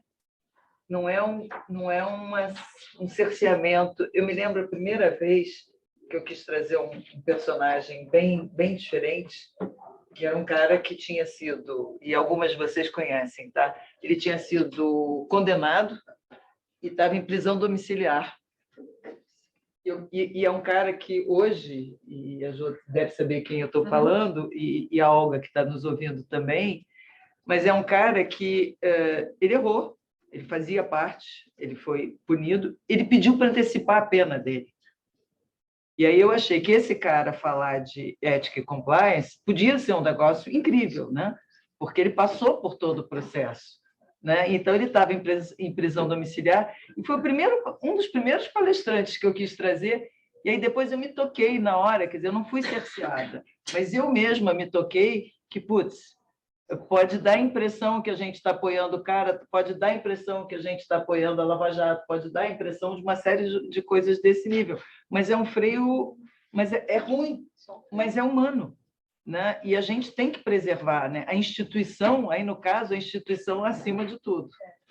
Essa frase pode parecer ridícula, desculpe, não tem nada acima de nada, mas né? Você vê, a gente não tinha uma época que a gente não podia dizer nunca antes na história desse país, como agora não pode dizer nada acima de tudo, né? Então é horrível, né? Porque vira. Sim, a gente precisa manter um ambiente que quando você entra aqui, você não identifique uma posição, né? Tem uma escola em Barcelona que, quando a gente estava estudando quais as escolas iam, uma escola foi vetada por mim porque tem uma coloração política e religiosa. Quer dizer, a gente não quer isso. A gente quer liberdade de pensamento, liberdade de postura. Eu ia comentar uma coisa, mas se há consciência de que existe essa posição, e ela é uma posição autêntica, não passa a ser uma escolha? Por exemplo, quando você ouve, você sabe o que você vai ouvir. Eu trouxe esse ponto porque eu acho que essa é uma discussão interessante, porque senão você não consegue ouvir todo mundo. Mas aí você vive na bolha. Não, ouvir diferentes pontos de vista. É complicado, é muito complicado. É engraçado, né? No grupo de política da BPW, por acaso, eu não estou sendo irônica, né? Tem que tomar muito cuidado, porque eu sou uma pessoa extremamente irônica, eu uso humor acima de tudo. Por acaso, todas são bolsonaristas, exceto uma pessoa, né? E essa pessoa me pediu para regular o grupo. E eu falei que não ia regular. Eu regulo o grupão. O grupo de política é grupo de política e não vou dizer como se viva, não é esse o troço, mas vocês têm que se autorregular, né? É engraçado, né? Porque a defesa da pessoa que não é de direita foi organiza esse troço. Não, vocês vão ter que organizar, né? Agora, ela não saiu do grupo, que eu fiquei muito feliz, porque eu fiquei com medo dela sair do grupo, não saiu do grupo, e outras pessoas que, se quiserem entrar, entrem, porque a gente precisa de diversidade, não é? Podem ficar chocados com algumas coisas, ok, mas vamos ouvir, né? Eu acho que essa é a grande... a gente tem que entrar em grupo que não é idêntico a gente. Quanto mais grupo que não for idêntico a gente entrar... Não existem ofensas pessoais. As pessoas postam coisas que estão na mídia. Mas aí vem o lado, mas não foi verificado, é fake, não é fake, porque esse é o grande problema. A pessoa vai lá, né? Hoje, né? Teoricamente, nós hoje, conselheiras ou potenciais conselheiras e convidados, nós não deveríamos postar nada sem verificar. Não é infalível, tá? Mas tem um mínimo de critério, né? Eu postei um troço outro dia que eu tinha visto num grupo muito sério e alguém me disse que era fake, eu fui pesquisar e, efetivamente, eu postei um troço fake outro dia, num grupo Tribo de Humor, ainda por cima. Quer dizer, ainda levei uma rechonchada total. Mas eu vou comentar uma questão rápida Depois, aqui, que eu acho importante. Tem uma pergunta da... Não, peraí, mas depois, antes tem o complemento dela. Complemento, aí a sua pergunta, E eu vou ter que pedir perdão, que eu vou ter que pular fora, tá, gente? Vocês cuidam da lojinha? Eu saio com o coração partido. Eu saio com o coração partido. Agora a gente vai desligar o vídeo, então. Alguém grava, tá? Pode tudo. Tô brincando. Boa palestra. Fiquem na lousa. Beijo. Vai lá. Dependendo do propósito do grupo, né, do objetivo, do foco que esse grupo tem, existem tradutores que têm que criar combinados. Eles têm que velar, eles têm que ser os guardiões do funcionamento desse grupo. Então, estudos de inteligência coletiva, pesquisas, né, principalmente do professor Chabres, fala que um grupo que tem alta qualidade, e isso é chamado de inteligência coletiva, que resolve problemas em situações inéditas, é um grupo que geralmente tem uma proporção maior de mulheres, tem uma maior sensitividade ou, vamos dizer, habilidades sociais, né, empatia. E eu particularmente acredito que todos nós somos responsáveis pela qualidade e pela quantidade dos nossos relacionamentos. Então, essa segunda característica de sensibilidade e tal é importante. Mas tem uma terceira, que às vezes a gente se perde muito, especialmente nas mulheres, que é o equilíbrio de falas. E eu gosto de falar que uma das habilidades mais importantes que nós, como executivas, precisamos é a escuta. A escuta, que às vezes ela demanda que a gente morda a língua. Eu vou morder minha língua porque eu quero falar, mas será que agora, para o bem dessa relação, para meu objetivo, para meu foco, eu devo falar? Eu devo escutar? Eu devo até me colocar numa situação de devolver para a pessoa aquilo que ela está falando? E às vezes a pessoa fala, falei isso? É isso que você falou. Fazer perguntas, que é uma habilidade cada vez mais importante para resolver problemas. Às vezes a gente não tem a resposta, mas precisa fazer perguntas. Então, esses tradutores, eles têm esse tipo de habilidades. E eles conseguem criar esse espaço de inteligência coletiva diversa, que é o que nós precisamos cada vez mais para a complexidade.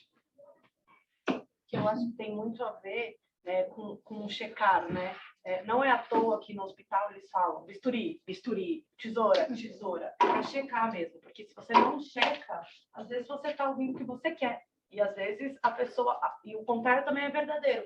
Você não checou, a pessoa não entendeu o que ela falou, porque ela está na coisa de responder, né? Uma das técnicas é realmente a técnica da escuta, né? Você pergunta, você ouve, não só espera a sua vez de falar, você repete aquela resposta com as suas palavras e depois você pergunta de novo. Isso.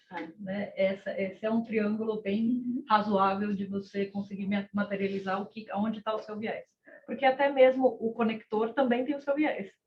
Né? Até mesmo você está no meio do caminho é um viés. Né?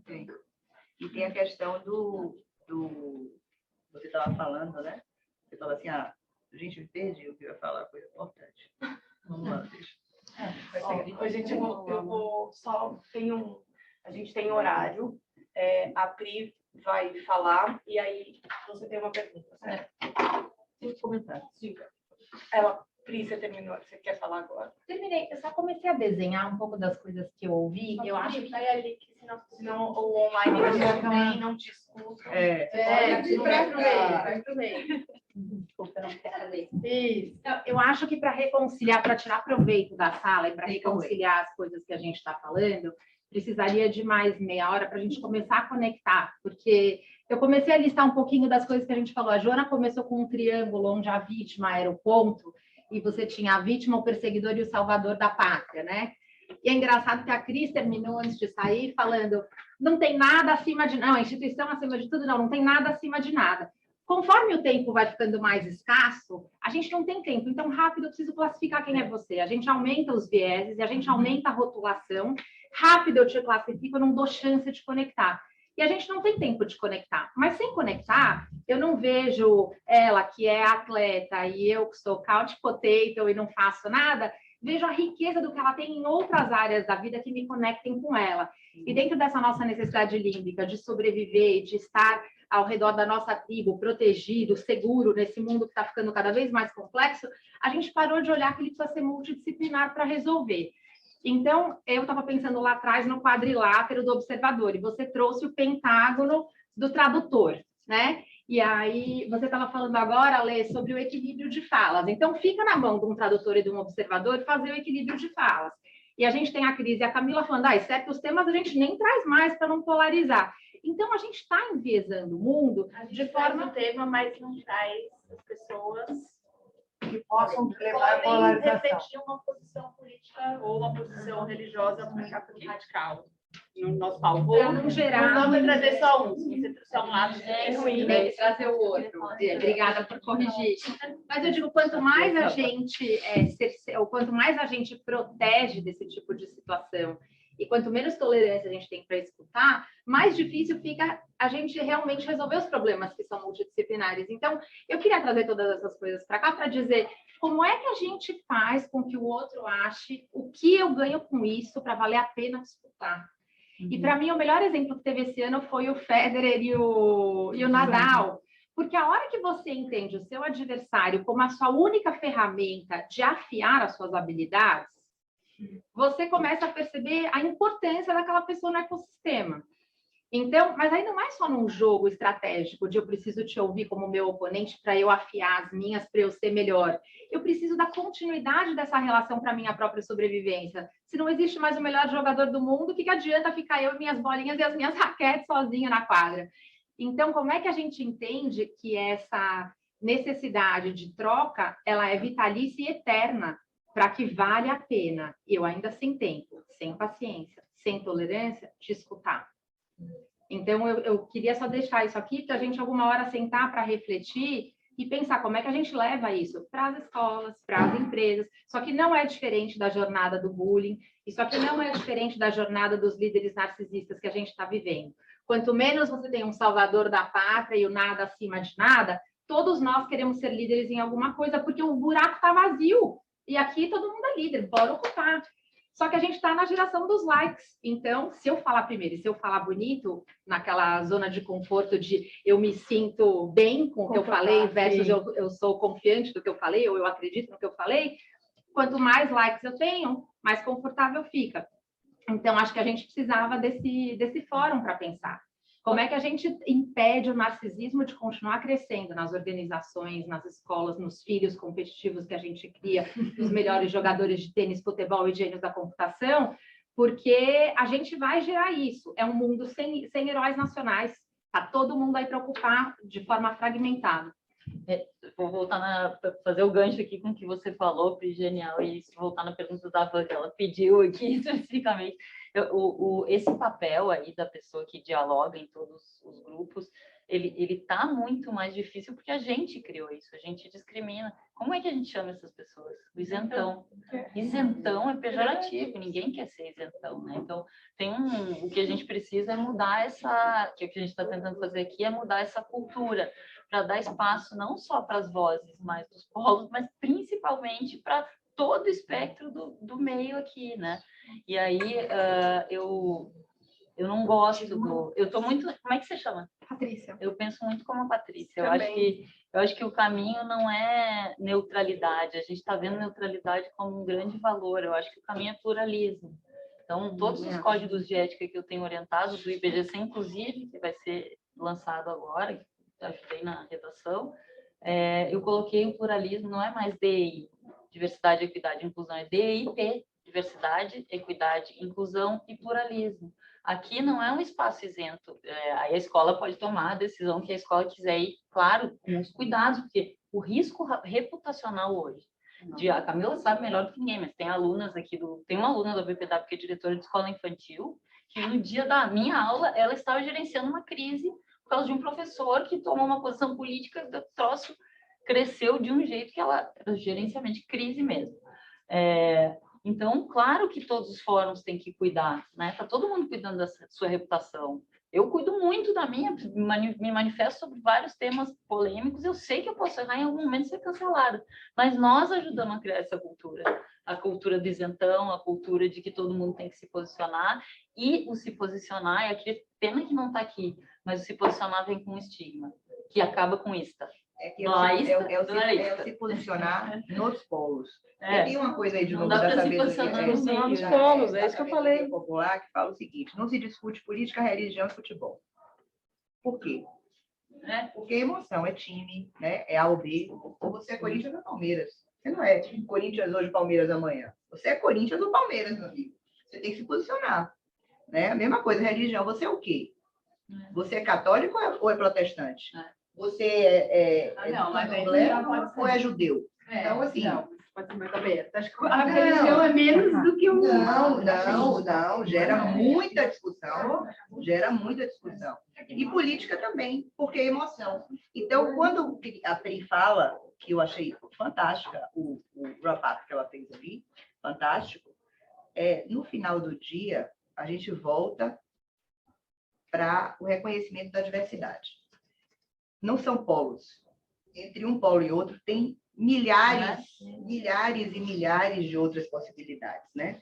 Então, tem uma música que fala assim: eu não espero pelo dia em que todos os homens concordem. Apenas sei de diversas harmonias bonitas possíveis sem juízo final. Perfeito. São muitas harmonias possíveis entre o norte e o sul. Eu preciso só aceitar elas, entender que elas existem.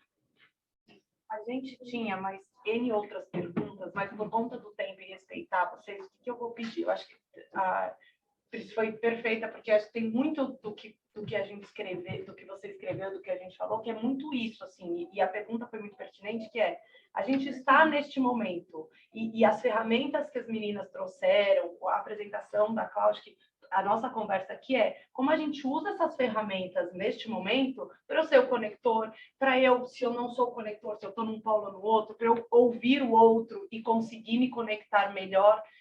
Então, acho que é muito o começo, né? A Cris falou que a gente espera que isso daqui seja a primeira de muitas. Acho que o começo é esse, é um pontapé de como é que eu tenho ferramentas que me ajudem a não sair do grupo do WhatsApp, de ser o isentão que a gente diz hoje, de entender a ironia do outro, ou a nossa própria ironia, da gente se entender melhor, o autoconhecimento.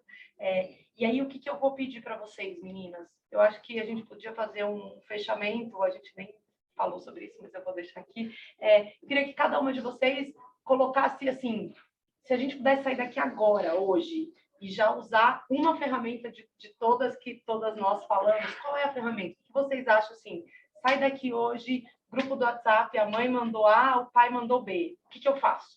Né? Ou, sexta-feira eu vou na gira e o meu marido quer ir no culto. O que eu faço? Eu vou bater tambor, eu vou ouvir o padre, eu vou fazer o quê? Né?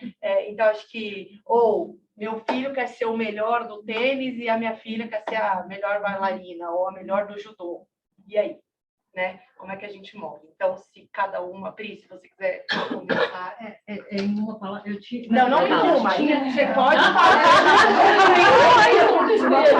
Não precisa ter em uma. Você pode em alguma. Você pode... Mas, assim, qual é a ferramenta que você acha que pode nos ajudar? Assim? Qual é a... Eu acho que não tem mais tempo da gente falar sobre os vieses e como caminhar por eles. Então, eu vou falar só sobre a desconstrução de mitos. Eu acho que a melhor ferramenta é você começar, até antes de chegar no viés, você desconstruir mitos, né? Então, a gente falou bastante sobre a questão da ignorância, né? A gente assume que o outro é ignorante, que o outro é desinformado, e isso, né, como você bem disse, os mais inteligentes, os mais estudados, não necessariamente, né, são até os que são mais polarizados muitas vezes, né? E quando a gente vê, a gente assume que o outro lado é ignorante, a gente tende a ignorar o outro lado. Então, a gente ignora o ignorante e todo mundo termina ignorante. Bom, então, eu acho que esse é o primeiro mito é esse, não assumir que o outro lado é desinformado ou ignorante ou só viu fake news e só confia na tia do WhatsApp.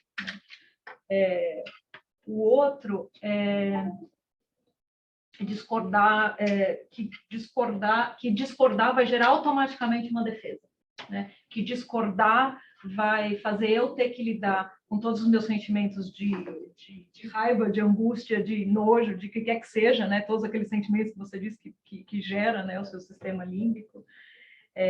E quando você assume que discordar com o outro lado, você vai olhar o outro lado, não vai nem me ouvir, você já você sai da sandália da humildade, você veste um salto alto, né? É um salto alto bem confortável esse de dizer eu sei mais, eu conheço mais, o outro lado não vai querer me ouvir porque ele não vai querer admitir o ego da outra pessoa, não vai querer me ouvir porque, né? Você sem considerar o seu próprio ego, né?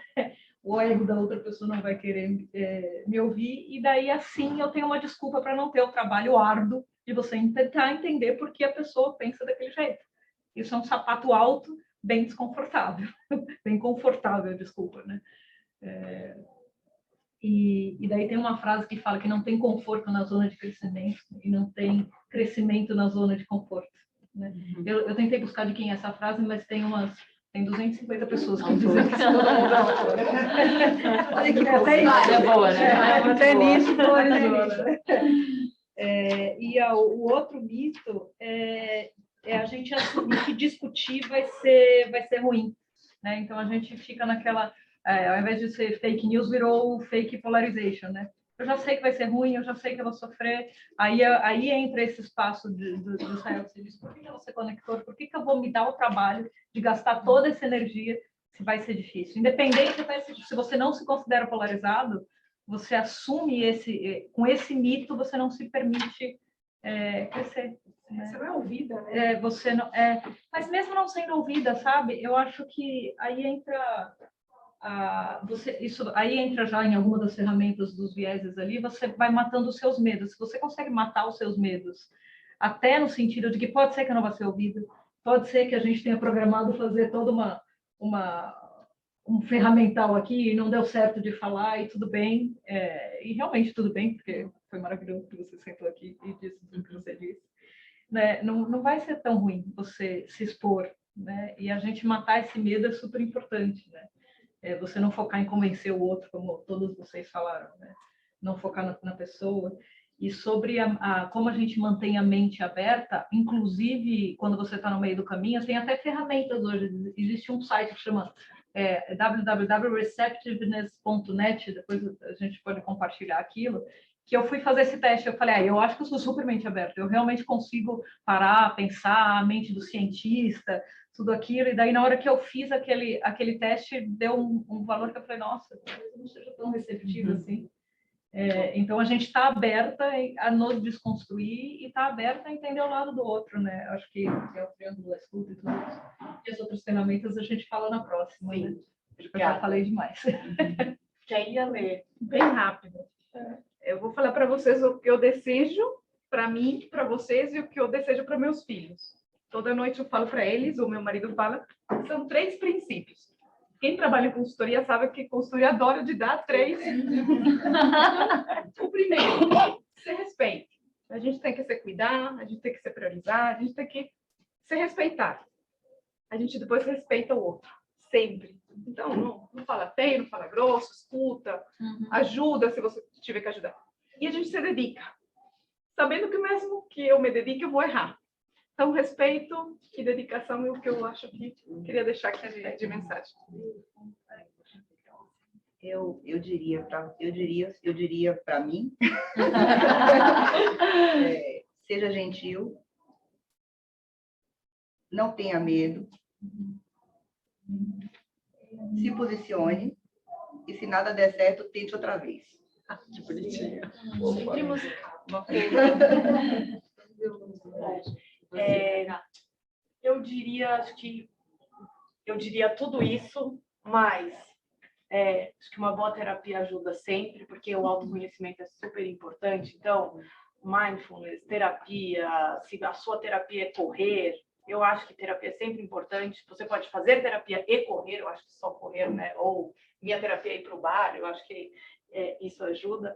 E aí, não vou cantar, porque não tenho essa voz, mas a gente acabar com essa síndrome de Gabriela.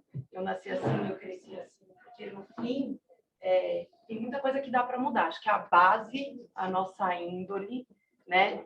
Que a gente cria lá com 6 anos, a gente tem, mas dá para mudar, gente. A gente pode, né? O autoconhecimento faz a gente ir para lugares inacreditáveis. Oportunidade. A vida é a arte do encontro, ainda que existam tantos desencontros, né? Com poesia. Boa!